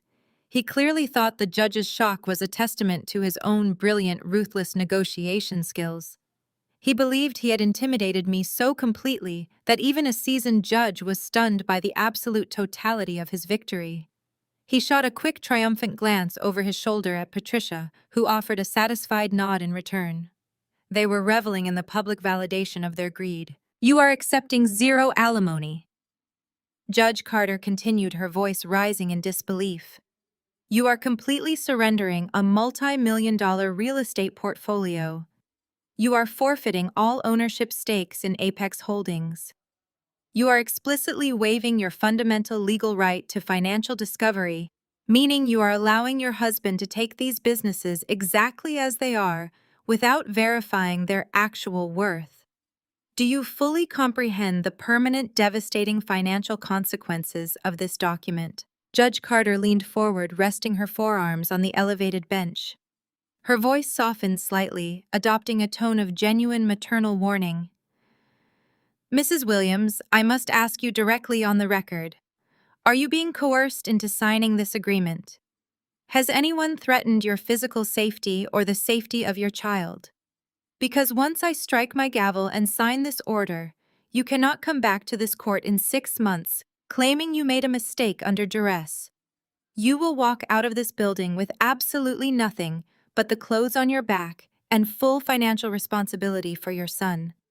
I need you to be absolutely certain you want to proceed with this highly irregular surrender. Section 14, 1,000 words. I held Judge Carter's piercing gaze. The silence pressed down on everyone present in the courtroom. I knew the judge was giving me a final opportunity to back out a chance to claim coercion and tear up the settlement. Jamal sat perfectly still in the very back row of the gallery, waiting for the legal mechanism to lock into place. Before I could confirm my certainty, my husband's lead attorney decided to seize the floor. He could not resist the urge to turn my silent compliance into a theatrical victory lap. Mr. Caldwell, his slick attorney, stood and buttoned his suit jacket, flashing a condescending smile. Your Honor. If I may clarify, he began, his voice dripping with arrogance. There is absolutely no coercion taking place here today. This agreement is entirely equitable considering this marriage. My client, Mr. Bradley Williams, is a visionary real estate developer. He built Apex Holdings from the ground up through his brilliance and work ethic. The petitioner lacks the business acumen to manage a commercial real estate portfolio. She contributed nothing of material value to the corporate entities or the Aspen property. Her professional experience is limited to crunching basic numbers behind a desk. Granting her equity would destabilize the company. She walks away with exactly what she earned, which is nothing. She signed the waiver because she knows she has no claim to his empire. The sheer audacity of the lawyer's statement caused a murmur to ripple through the gallery. But the true display of narcissism was yet to come. Bradley, unable to let his paid lawyer take all the credit for his perceived triumph, suddenly stood up. He pushed his leather chair back, roughly eager to cement his dominance on the official court record. Furthermore, Your Honor! Bradley interjected, his voice loud and brimming with toxic pride. He completely ignored the basic rules of courtroom decorum, pointing an accusing finger directly at me. Let us be perfectly clear about the custody arrangement. I am voluntarily waiving all of my parental rights to our son Leo. I am doing this to ensure a clean, permanent break so I can focus on my new life. The boy requires specialized surgeries, endless speech therapies, and constant coddling. Bradley paused, making sure his young mistress Madison and his mother Patricia were watching his ruthless display of power from the gallery. I am a man building a global financial legacy, he declared coldly. I absolutely will not be held financially hostage by a disabled child. She demanded to keep him, so she assumes the total financial burden of his defective condition. My wealth will not be drained to fix a lost cause. The assets remain entirely mine, unencumbered by any future medical child support claims. That was my strict condition for this swift settlement. A collective gasp echoed from the back of the courtroom. The sheer cruelty of a father calling his own 6-year-old deaf son a defective lost cause on a permanent legal record was staggering. Judge Carter's face hardened into a mask of pure judicial disgust. She gripped her wooden gavel tightly, glaring down at Bradley from the elevated bench. Beside me, my attorney, Mr. Harrison, was shaking with barely contained rage. He leaned toward me, whispering frantically that we needed to halt the proceedings immediately and strike Bradley's comments from the record. But I did not flinch. I did not shed a single tear. I did not let the vicious insult to my child break my composure. I knew Bradley's massive ego had just handed me the ultimate weapon. By explicitly stating on the federal record that he was severing all ties to protect his assets from Leo's medical bills, he was legally barricading himself away from the $2 million blind medical trust my grandfather had set up specifically for Leo. He was permanently locking himself out of the only clean money left in our family, I placed a calming hand on Mr. Harrison's arm, signaling him to stand down. I pushed my chair back and stood up slowly. I smoothed the front of my navy blue suit, ensuring my posture was completely rigid and projecting absolute professional authority. I reached forward and pulled the small desktop microphone directly toward my mouth. The sharp screech of the microphone feedback instantly silenced the whispers in the gallery. "Your Honor," I spoke clearly, my voice ringing out with crisp analytical precision. "I want to address the court and confirm my intentions. I am not under any duress. I am not being coerced. I am executing this agreement with complete clarity of mind." I turned my head slightly, locking my eyes directly onto Bradley. His smug smile wavered for a fraction of a second as he met my cold, calculating gaze. "I surrender 100% of the marital assets," I declared into the microphone, enunciating every single syllable for the court reporter. "I formally relinquish all claims to the Aspen Mansion. I surrender all ownership stakes, voting rights, and equity in Apex Holdings. I concede the luxury vehicles and the investment portfolios directly to my ex-husband." I paused, letting the weight of my total surrender fill the silent room. Bradley's chest puffed out in absolute triumph. He shot a grinning look back at Madison, but he did not realize I was carefully wrapping the financial noose tightly around his neck. However, I continued, my voice dropping an octave, becoming sharper and heavier. "I want it stated clearly on the official legal record, without any ambiguity, that my ex-husband is assuming sole ownership of these corporate entities and real estate properties under the exact terms his lawyers demanded. He is taking them strictly as is. He is willfully accepting these assets along with all attached and hidden financial liabilities, known and unknown, public and private. He takes the crown, and he takes every single shadow attached to it." Bradley let out a loud, mocking laugh. He waved his hand dismissively. To him, my precise legal phrasing was nothing more than a pathetic attempt to save face in front of the gallery. He thought I was throwing around corporate buzzwords to make my surrender look like a calculated exit. He could not stand my composure, so he cut me off before I could finish. "Yes, obviously," Bradley barked, leaning over his heavy table and glaring at me with venom. "I take it all. I take the company, the house, and every single piece of paper attached to them. I built this empire, and I will not let you stand here and pretend you understand my business. Sign the paper and get out of my life." His attorney, Mr. Caldwell, chuckled softly. "Your Honor," Mr. Caldwell said smoothly, "my client fully understands the terms of the Assumption of Liabilities Clause. We drafted it ourselves to ensure a clean break. The petitioner is simply trying to secure the last word. We ask that the court accept the agreement as written, so my client can finally move forward without further delay." Judge Carter looked down at Bradley with severe disapproval. She recognized his toxic pride perfectly. She picked up her pen, tapping it slowly against the thick stack of divorce documents. "Mr. Williams," the judge said, her voice dropping to a dangerously quiet pitch, "you are forcefully demanding that this court execute a binding waiver of financial discovery. You are explicitly demanding that you assume all corporate and personal assets exactly as they currently stand. By doing so, you are legally binding yourself to any and all debts, liens, and federal liabilities tied to Apex Holdings and the Aspen property. Once I sign this order, those burdens are yours alone. Do you comprehend the absolute finality of your request?" Bradley did not hesitate. His greed had consumed his rational thought process. He was utterly convinced his hidden offshore cryptocurrency accounts were about to explode in value, and he was terrified that delaying the divorce would give me a chance to claim his imaginary fortune. "I comprehend it perfectly. Your Honor," Bradley answered proudly, puffing out his chest. "I accept all terms and all liabilities. I want the decree finalized right now." Judge Carter stared at him for a long, heavy moment. She then turned her gaze back to me. She saw the absolute, unshakable calm radiating from my posture.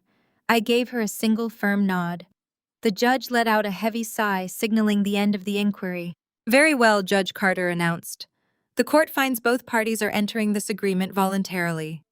The petitioner has explicitly waived spousal support, and the respondent has legally severed his parental rights and obligations.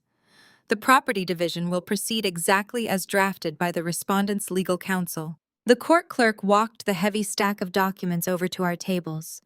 I picked up my pen and signed my name on the final page, pressing the ink firmly into the paper.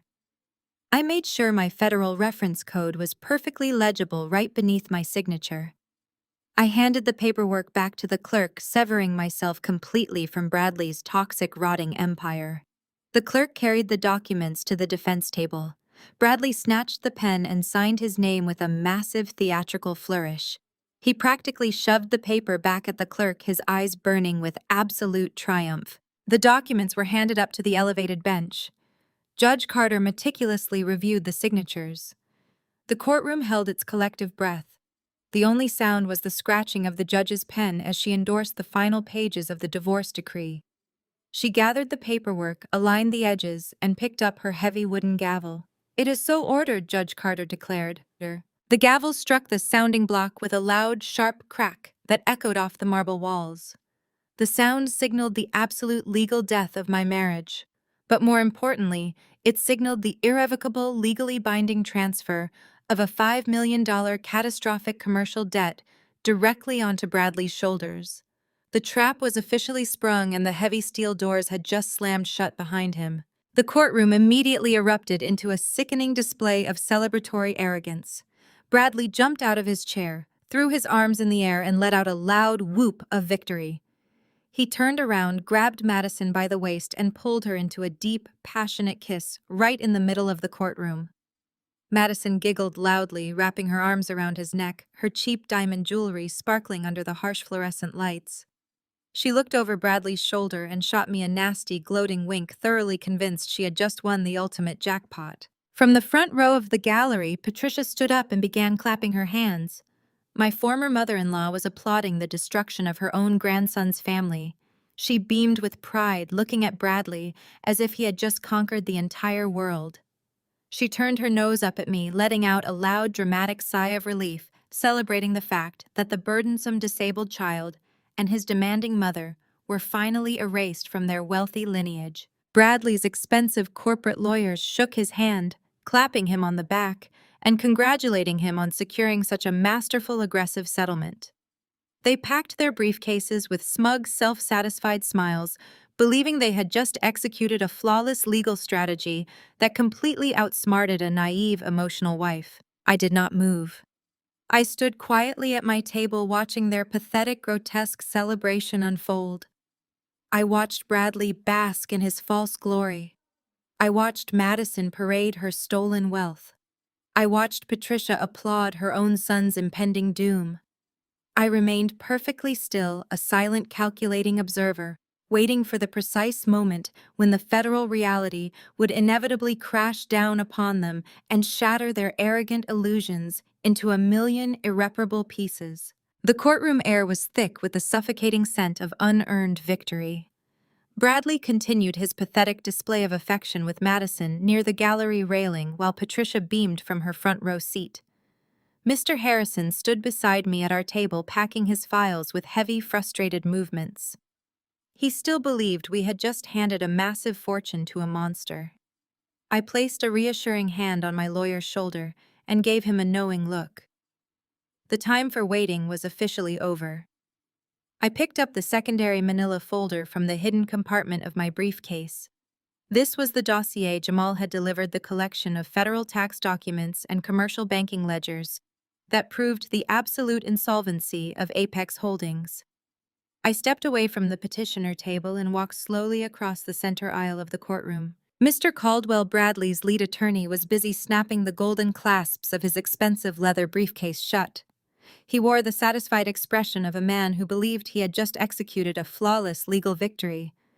He had bullied a mother out of her marital assets and secured his wealthy client a clean break.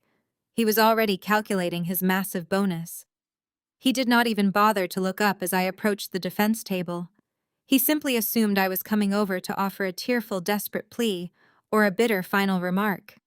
He let out a condescending sigh, clearly annoyed that I was interrupting his moment of professional triumph. I stopped right in front of him. I did not raise my voice. I did not display a single ounce of emotion. I simply dropped the heavy manila folder directly on top of his closed briefcase. The sharp smack of the paper hitting the leather cut through the celebratory noise of Bradley's entourage. "You might want to read the addendum to the property deed, counselor," I said, my voice dropping to a low, terrifyingly calm pitch. "And perhaps you should review the updated liability disclosures for Apex Holdings before you pop the champagne." Mr. Caldwell scoffed, rolling his eyes. He reached out to push the folder away. "Mrs. Williams, the judge, has already signed the final decree. The assets are solely owned by my client now. There is absolutely nothing left to discuss, and no addendum you fabricated will change the ruling. I suggest you open this folder," I insisted, my gaze boring directly into his smug face. "Unless you want to explain to the federal court why you facilitated the transfer of fraudulent commercial assets without conducting basic due diligence." The word fraudulent made his hand freeze. As a high-priced corporate attorney, his entire career depended on maintaining a pristine legal reputation.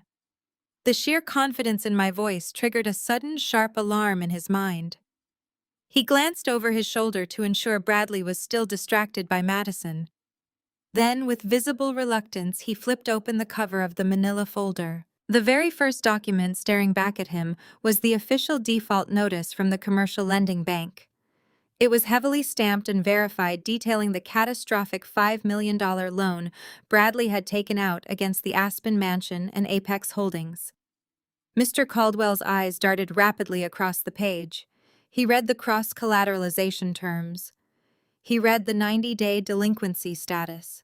He turned to the second page, revealing the federal routing numbers that proved the loan principal had been wired entirely to an offshore cryptocurrency exchange, an exchange that had officially filed for international bankruptcy over a month ago. I watched the exact moment the devastating reality crashed down upon his legal mind.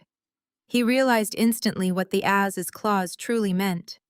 By fiercely demanding that Bradley take total ownership of the LLC and the real estate without a financial audit, he had legally bound his own client to a bottomless pit of toxic debt.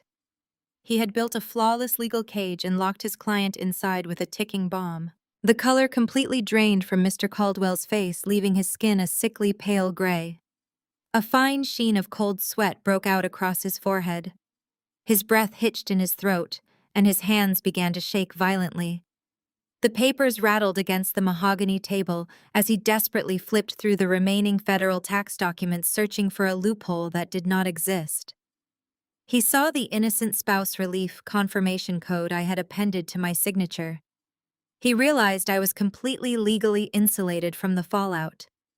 He had been completely outsmarted by a senior forensic auditor. Bradley finally pulled himself away from Madison. He strutted back toward the defense table, buttoning his bespoke suit jacket with a look of supreme arrogance.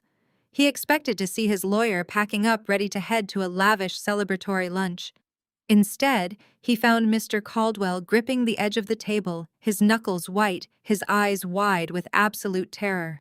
Bradley frowned, his celebratory mood faltering for a fraction of a second. "What is going on here?" Bradley demanded, shooting me a look of pure venom. "What did she hand you? Tell her to get out of our way, Caldwell. We are done here." Mr. Caldwell did not immediately respond. He could not tear his eyes away from the catastrophic banking ledgers. His hands were trembling so severely that he dropped the folder back onto the desk. The papers spilled out, revealing the bright red federal stamps. Caldwell Bradley barked, stepping closer and slamming his hand on the table. "What is wrong? Why are you shaking?" Mr. Caldwell slowly looked up. The arrogant, slick corporate lawyer was gone. In his place was a man looking at a guaranteed malpractice lawsuit and the total financial annihilation of his client. He swallowed hard, his voice barely a terrified whisper that carried through the suddenly quiet courtroom. "Bradley," Mr. Caldwell choked out, his eyes darting frantically between the documents and my ex-husband. "You did not read the commercial loan defaults. The cryptocurrency exchange went bankrupt. The money is entirely gone. You forced her to sign the waiver of discovery. You demanded the company as is. Bradley, you just assumed $5 million in toxic federal debt. My voice cut through the stunned silence of the courtroom like a blade of solid ice. Congratulations, Bradley, I said, projecting my words so every single person in the gallery could hear the absolute finality of his ruin. By forcefully taking 100% of Apex Holdings under the Assumption of Liabilities Clause, and by explicitly demanding that we waive financial discovery, you just legally absorbed the $5 million offshore loan you defaulted on 90 days ago. You thought you were protecting a massive cryptocurrency windfall. Instead, you just shackled yourself to a rotting financial corpse. Bradley stood completely paralyzed. The arrogant smirk that had been plastered across his face just moments earlier melted away, leaving behind a mask of pure, unadulterated panic. He looked frantically at his lead attorney, Mr. Caldwell, demanding an explanation. "Fix this!" Bradley commanded, his voice cracking with sudden terror. "Tell the judge there has been a mistake. Tell her I did not agree to take on fraudulent debt. Tear up the divorce decree right now." He reached across the heavy mahogany table, trying to grab the manila folder from his lawyer's trembling hands. Mr. Caldwell physically recoiled from his own client, backing away from the table, as if Bradley were suddenly infectious. "I cannot fix this, Bradley," the lawyer stammered, wiping the cold sweat from his forehead. "You explicitly instructed our team to bypass the audit. You demanded the asset transfer exactly as is. You signed the final decree under oath in a federal courthouse. The judge just struck the gavel, making it a legally binding order. You own the company, and you own every single cent of that toxic debt. There is absolutely no legal mechanism to reverse a finalized judgment that you aggressively championed." A collective gasp rippled through the gallery. Patricia, my former mother-in-law, dropped her designer handbag onto the hard marble floor. The sharp clatter echoed loudly, but she did not even flinch. Her face turned a sickly shade of ash gray as she stared at her golden child. The successful billionaire real estate developer she had been bragging about to her elite country club friends was suddenly exposed as a massive fraud, drowning in insurmountable commercial debt. Madison, the young mistress, wearing the stolen $15,000 dress, gripped the wooden railing of the gallery, her eyes darting nervously around the room. "You thought you were so incredibly brilliant, Bradley," I continued, stepping out from behind the petitioner table. "You forged my signature on those commercial loan documents because you knew I would never consent to leveraging our paid-off home for an unregulated offshore gamble. You believed you could bully me into giving up everything to keep my son. You assumed my exhaustion as a mother made me blind to your financial crimes. But I am a senior forensic auditor. Finding the toxic rot hidden inside arrogant men is exactly what I do for a living." Bradley's chest heaved as he struggled to process the magnitude of his catastrophe. "You are on that loan too, Natalie," he yelled, pointing a shaking finger at me. "It was taken out during our marriage. The bank will come after you just like they will come after me." I smiled, a cold, calculating smile that made him take a physical step backward. "No, Bradley, they will not. By rushing this divorce, forcing the discovery waiver, and securing my signature under the documented condition of concealed liabilities, I automatically qualified for the Innocent Spouse Relief Program. The federal government recognizes you acted alone. I am completely insulated from your fraudulent fallout," I declared. "But that is not even the best part of your spectacular defeat today. You see, Bradley, your massive ego and your deep cruelty just saved my son's life." Bradley stared at me, his eyes wide with desperate confusion. "You stood in this courtroom on the official record and called your own flesh and blood a defective lost cause. You explicitly and voluntarily severed all of your parental rights because you were absolutely terrified that Leo's medical bills would drain your imaginary fortune." I took a slow, deliberate step closer to him. "And because you permanently severed your parental rights on the record today, you cannot touch the $2 million blind trust my grandfather left exclusively for Leo's medical care." The entire courtroom went dead silent. "The very trust I was waiting to unlock until you were legally out of our lives is now completely safe from your greedy hands. My grandfather knew exactly what kind of man you were. He specifically structured that medical trust so that any parent with a legal claim could potentially access the principal. If I had unlocked that money while we were still married, or while you still maintained legal custody, you would have drained every single penny to pay off your catastrophic crypto debt. You would have stolen Leo's hearing all over again just to save yourself. So I kept it completely hidden. I let you think I was entirely destitute. I let you think I was begging you for a temporary extension on his specialized health insurance. I let you laugh at me while you wore your shiny new gold Rolex. I played the pathetic discarded wife perfectly so you would gladly throw your son away. You thought you were cutting loose a sinking financial ship? I said, my voice echoing with absolute finality. But you actually just severed your only possible lifeline. The $2 million is now permanently locked away for Leo's cochlear implants and his future education. You have absolutely zero legal standing to petition the trust. You traded a guaranteed fortune for a piece of ugly modern art and $5 million in federal debt. You wanted to leave me with absolutely nothing, Bradley. Congratulations. You succeeded in leaving yourself with less than nothing.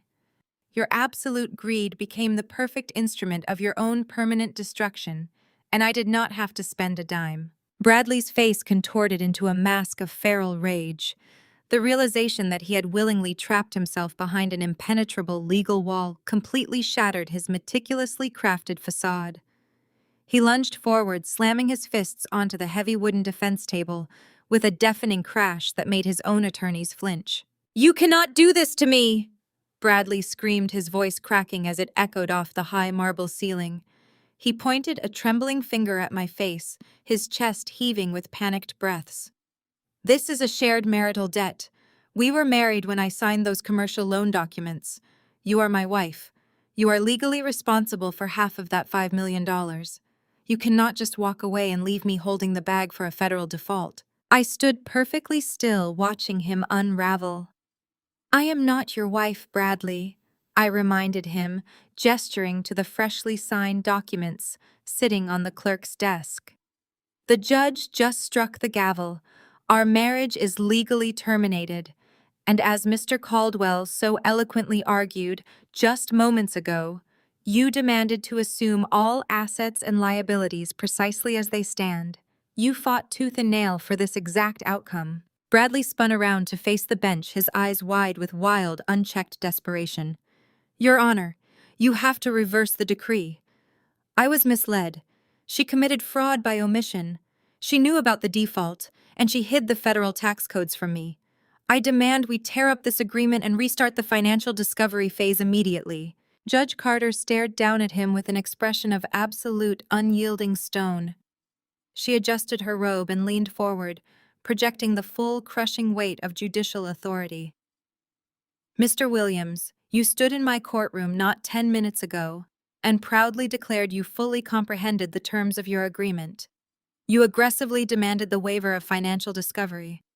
You explicitly ordered your legal team to draft the assumption of liabilities clause.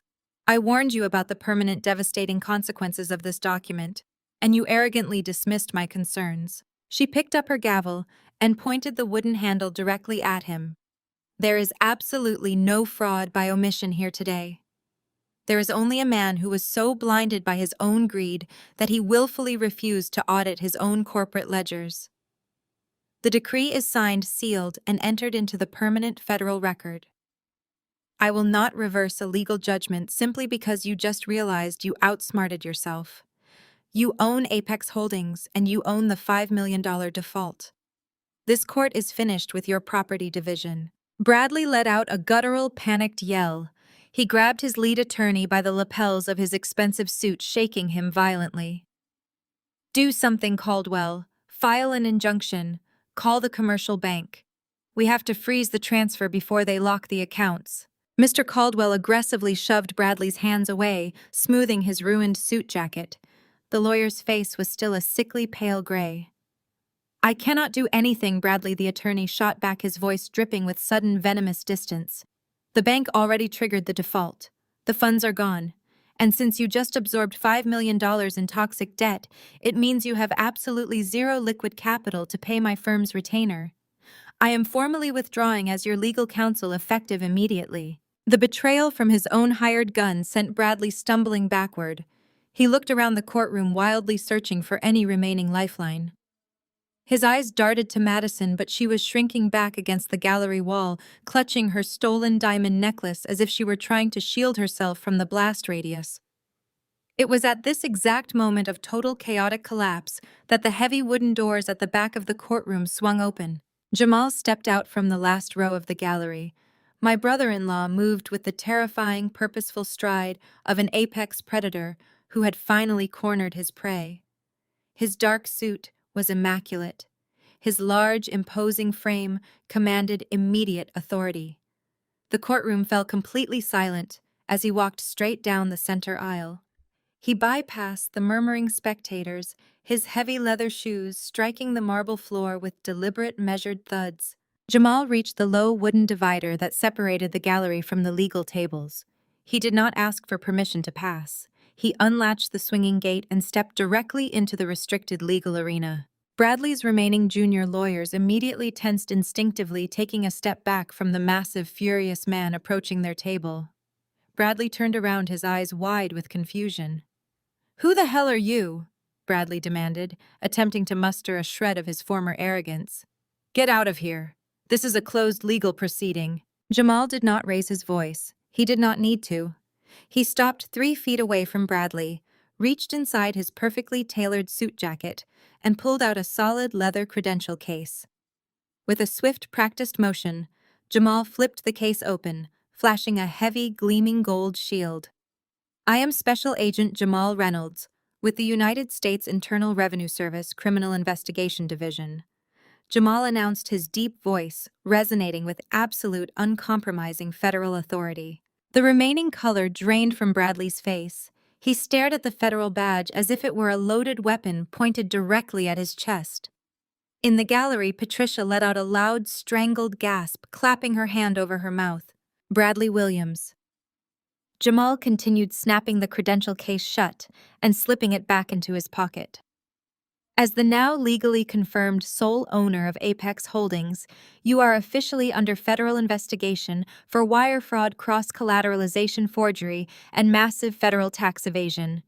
You utilized fraudulent signatures to secure a commercial loan, and you willfully diverted those funds into an unregulated offshore cryptocurrency exchange to evade federal tax liabilities." Bradley shook his head frantically, holding his hands up in a desperate gesture of surrender. "No, you do not understand. I can pay it back. I just need time. The crypto market will recover. I have the Aspen house. The house is worth millions. I can liquidate it today." Jamal offered a cold, predatory smile that mirrored my own. "You cannot liquidate anything, Mr. Williams. The IRS has officially executed a total asset freeze across your entire financial portfolio. We have seized the corporate bank accounts. We have seized the luxury vehicles you claim today, and we have placed an immediate federal lien on the Aspen property. You do not own a mansion anymore. You own a federal crime scene." The reality of the federal seizure crashed down on the courtroom like a physical weight. "You thought you were a genius for leveraging a paid-off property?" Jamal continued, stepping closer so Bradley had nowhere to retreat. "But you forged a signature on a federally insured loan document. That elevates your little real estate scheme from a civil dispute into a Class B federal felony. You transmitted those funds across international borders, adding wire fraud to the charges. And by utilizing Apex Holdings as a shield, you triggered a corporate tax audit that will tear apart every single business dealing you have executed for the past 7 years." Jamal reached into his secure briefcase and pulled out a thick stack of federal warrants stamped with bright red seals. He dropped them aggressively onto Bradley's table right next to the finalized divorce decree. "Every single dollar you attempt to move, every account you try to access, and every asset you try to sell is now under federal jurisdiction." Jamal stated, his voice a low, terrifying rumble. "You have absolutely zero access to capital. You cannot pay your lawyers, you cannot pay your mortgage, you cannot even buy a cup of coffee without federal authorization. The illusion is over, Bradley. We are seizing it all. The silence that followed Jamal's declaration was profound, a heavy vacuum sucking the air straight out of the room. Then reality fractured completely. The courtroom descended into absolute unbridled chaos. The sheer gravity of the federal warrant sitting on the defense table acted like a detonator, blowing Bradley's meticulously crafted world to pieces. In the gallery, Patricia let out a sound that was half shriek and half breathless gasp. The impeccably groomed matriarch, who had spent the entire morning sneering at me and eagerly anticipating my total financial ruin, suddenly grasped the horrifying truth. Her son was not a billionaire titan of industry. He was a federal criminal facing years in a penitentiary, and the wealth she so proudly flaunted to her elite country club circle was entirely fraudulent. She stood up, her knees buckling wildly beneath her tweed skirt. She clawed at her throat, gasping desperately for air as a full-blown panic attack seized her chest.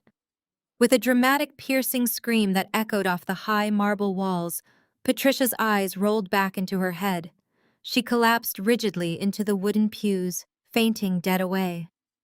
The courtroom bailiffs immediately rushed toward the gallery to attend to the unconscious woman, their heavy boots thudding against the polished floor, yelling for emergency medical assistance. But Bradley did not even look back at his collapsed mother. His frantic, terrified eyes were locked entirely onto Madison. The 24-year-old mistress stood frozen near the wooden gallery railing.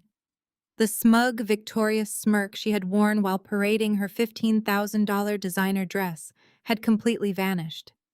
Madison was not a financial expert, but she clearly understood the terrifying weight of the words federal investigation, asset freeze, and wire fraud. She looked at the towering stack of red-stamped federal warrants, then looked at Bradley's pale, sweat-drenched face. The luxurious fantasy she had happily destroyed my family to acquire was instantly dissolving into a terrifying legal nightmare. She realized with sudden brutal clarity that she was not marrying a wealthy real estate mogul. She was tying herself to a broke, disgraced felon, drowning in $5 million of toxic commercial debt. Madison's face twisted into a mask of pure revulsion. "You lied to me!" Madison shrieked, her voice shrill and piercing enough to cut through the commotion in the gallery. "You told me you were loaded. You told me she was the one dragging you down. You are completely broke. You are going to federal prison."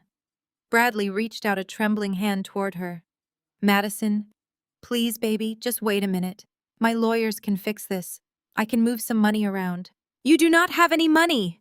Madison screamed back, stepping away from him as if he were covered in toxic waste. "The federal agents are seizing everything. You bought my car with stolen funds. I am not going down for your federal crimes." With frantic, trembling fingers, Madison grabbed her left hand and violently yanked the massive diamond engagement ring off her finger. The ring, purchased with the exact funds Bradley had ruthlessly drained from Leo's medical savings account, caught the harsh courtroom light for a brief second. Madison wound up her arm and hurled the heavy diamond directly at Bradley's chest. The ring struck his lapel with a sharp thwack and clattered loudly onto the polished marble floor, spinning wildly before coming to a dead stop near his expensive leather shoes. Madison did not wait for him to speak another word. She picked up the hem of her designer skirt, spun around, and sprinted out of the courtroom as fast as her heels could carry her, shoving past the rushing bailiffs and completely abandoning the man she claimed to love. Bradley stood entirely alone in the center of the chaos. His legal team had abandoned him. His mistress had fled in terror. His mother lay unconscious in the gallery. The federal government had seized his entire existence. The imposing, untouchable real estate developer was completely gone. In his place stood a hollow, terrified shell of a man staring directly into the absolute abyss of his own making. His legs simply gave out. Bradley dropped to his knees right in the middle of the courtroom floor. The sharp crack of his kneecaps hitting the solid marble echoed loudly, but he did not seem to feel the physical pain. He crawled forward on his hands and knees, scrambling desperately across the center aisle until he reached the edge of my petitioner table. He reached out with shaking, sweaty hands, gripping the wooden edge of my desk, as if he were a drowning man clinging to a floating piece of driftwood. "Natalie, please." Bradley sobbed, his voice cracking into a high, pathetic whine. "Please, you have to stop this. You have to tell them it is a massive mistake. Tell the judge you want to amend the divorce decree. We can reverse the waiver of discovery right now. We can split the debt. You are an auditor, you know how to restructure these things. Please, Natalie, you have to save me." I looked down at the man kneeling in front of me. Tears were streaming freely down his face, completely ruining his perfectly styled appearance. Snot ran from his nose. He was hyperventilating, begging me to rescue him from the exact financial trap he had so eagerly demanded to enter. "I can be better," Bradley pleaded, his voice breaking into a hysterical, wretched sob. "I swear to you, I will be a better husband. I was just overly stressed. The business loans were making me crazy, and Madison was just a stupid, meaningless distraction. I will sell everything. I will live humbly. I love you, Natalie. I have always loved you. We built that Aspen house together. We built a life together.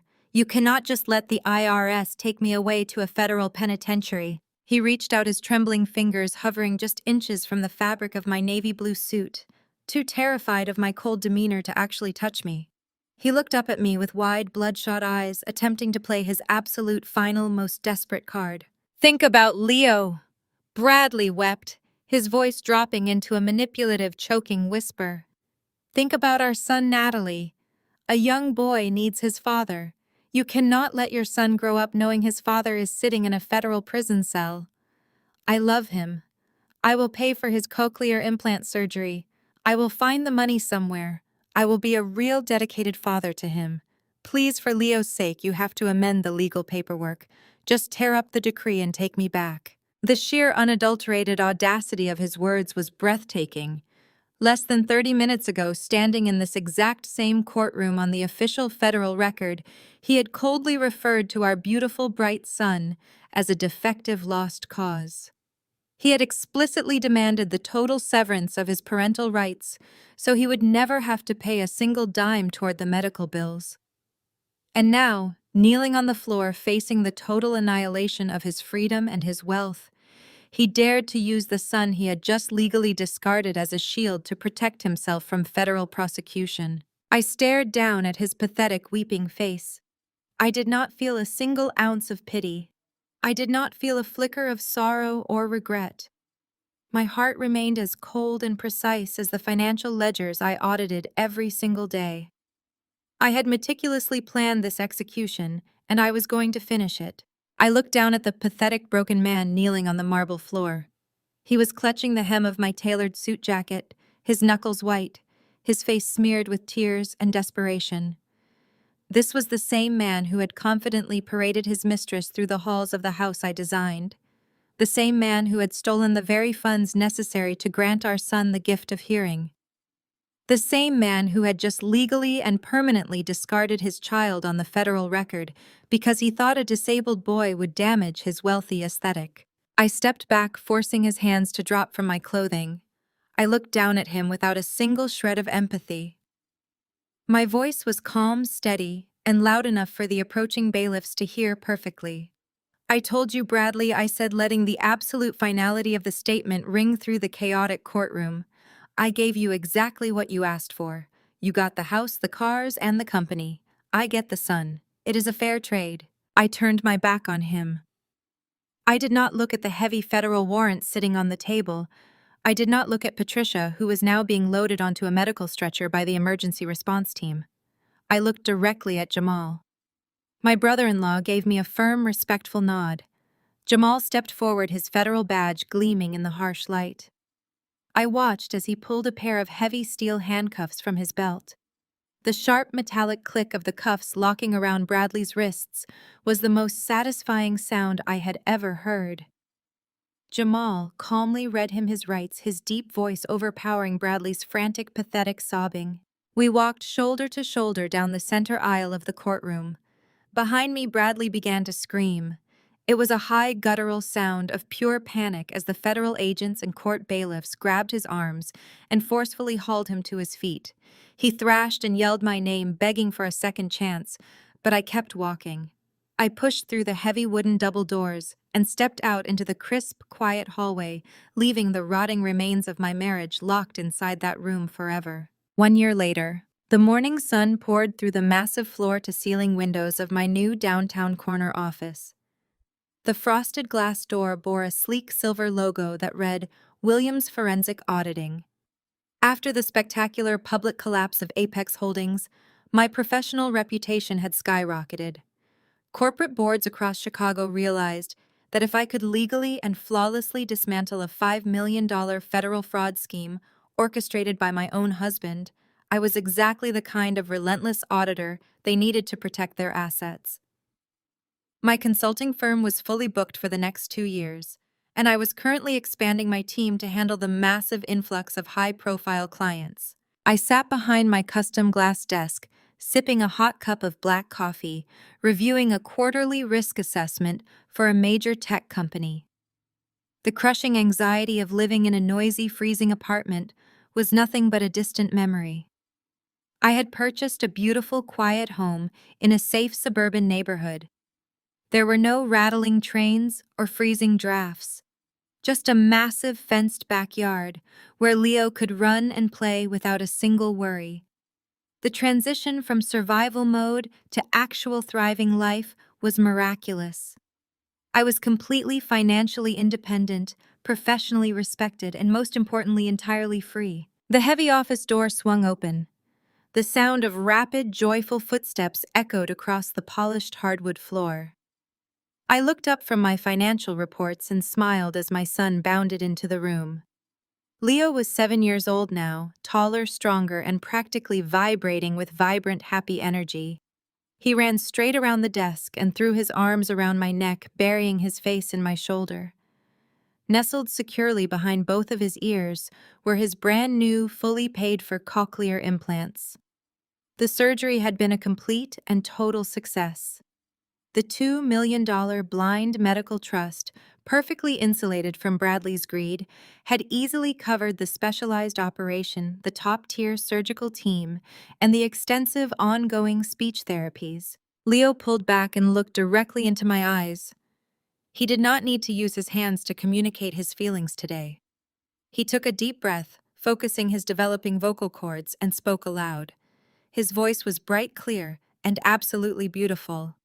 "I love you, Mom," Leo said, pronouncing every single syllable with careful, deliberate pride. Tears pricked the corners of my eyes, but they were tears of overwhelming, triumphant joy. "I love you too, my sweet boy," I replied, pulling him into another fierce embrace. I had fought a brutal psychological war against a ruthless enemy, specifically for this exact moment, and I had won everything that truly mattered. While Leo ran over to the large windows to watch the city traffic below, I picked up my digital tablet from the desk. A breaking news alert flashed across the financial section of the Daily Times. The headline was bold and uncompromising. I read the text with a profound sense of closure. Bradley sentenced to 7 years in federal prison, Aspen Mansion auctioned off to pay federal debts. The article detailed how the federal government had systematically liquidated his entire fake portfolio. The custom-built Aspen Mansion, the property he loved more than his own son, had been sold at a public foreclosure auction for a fraction of its value, just to satisfy the commercial bank. The article even mentioned that his personal assets were seized, including a notoriously ugly modern art painting that was ultimately appraised at $0 and thrown into a federal evidence storage locker. Bradley had lost absolutely everything. His mistress had vanished into the wind. His mother had been completely humiliated in her elite social circles. He was currently sitting in a tiny concrete federal cell, stripped of his bespoke suits and his arrogant delusions. The empire he tried to steal had crushed him entirely. Sometimes the best way to defeat a greedy person isn't to fight them for the assets, but to hand them the very anchor that will pull them under. Have you ever had to step back and let karma or the IRS do the heavy lifting for you? Share your stories in the comments below. Don't forget to like and subscribe for more stories of surviving the unimaginable. Remember, your independence is your strongest weapon. The gripping story of Natalie's strategic triumph over her ruthless ex-husband offers a profound lesson on the nature of conflict. True power does not always require shouting the loudest or fighting the hardest. In fact, the most effective way to defeat a profoundly greedy and narcissistic individual is often to step back and let their own hubris do the work. When faced with an agonizing betrayal involving the theft of her disabled son's medical funds and a callous divorce, Natalie could have reacted with immediate and predictable rage. Instead, she chose the path of calculated patience. This narrative teaches us that in the face of profound injustice, our initial instinct to wage a scorched earth war might actually trap us in the chaos the toxic person thrives on. Bradley expected a desperate fight over assets, which would have fueled his ego and drained Natalie's resources. By giving him exactly what his greed demanded, through total ownership of a rotting empire, she legally insulated herself and her son. The lesson here is about the sheer power of emotional detachment. When we remove our ego from a toxic battle, we can see the hidden vulnerabilities of our opponents. Greed is inherently blinding. By stepping aside and refusing to play a rigged game, we allow the toxic individual to confidently march into a trap of their own making.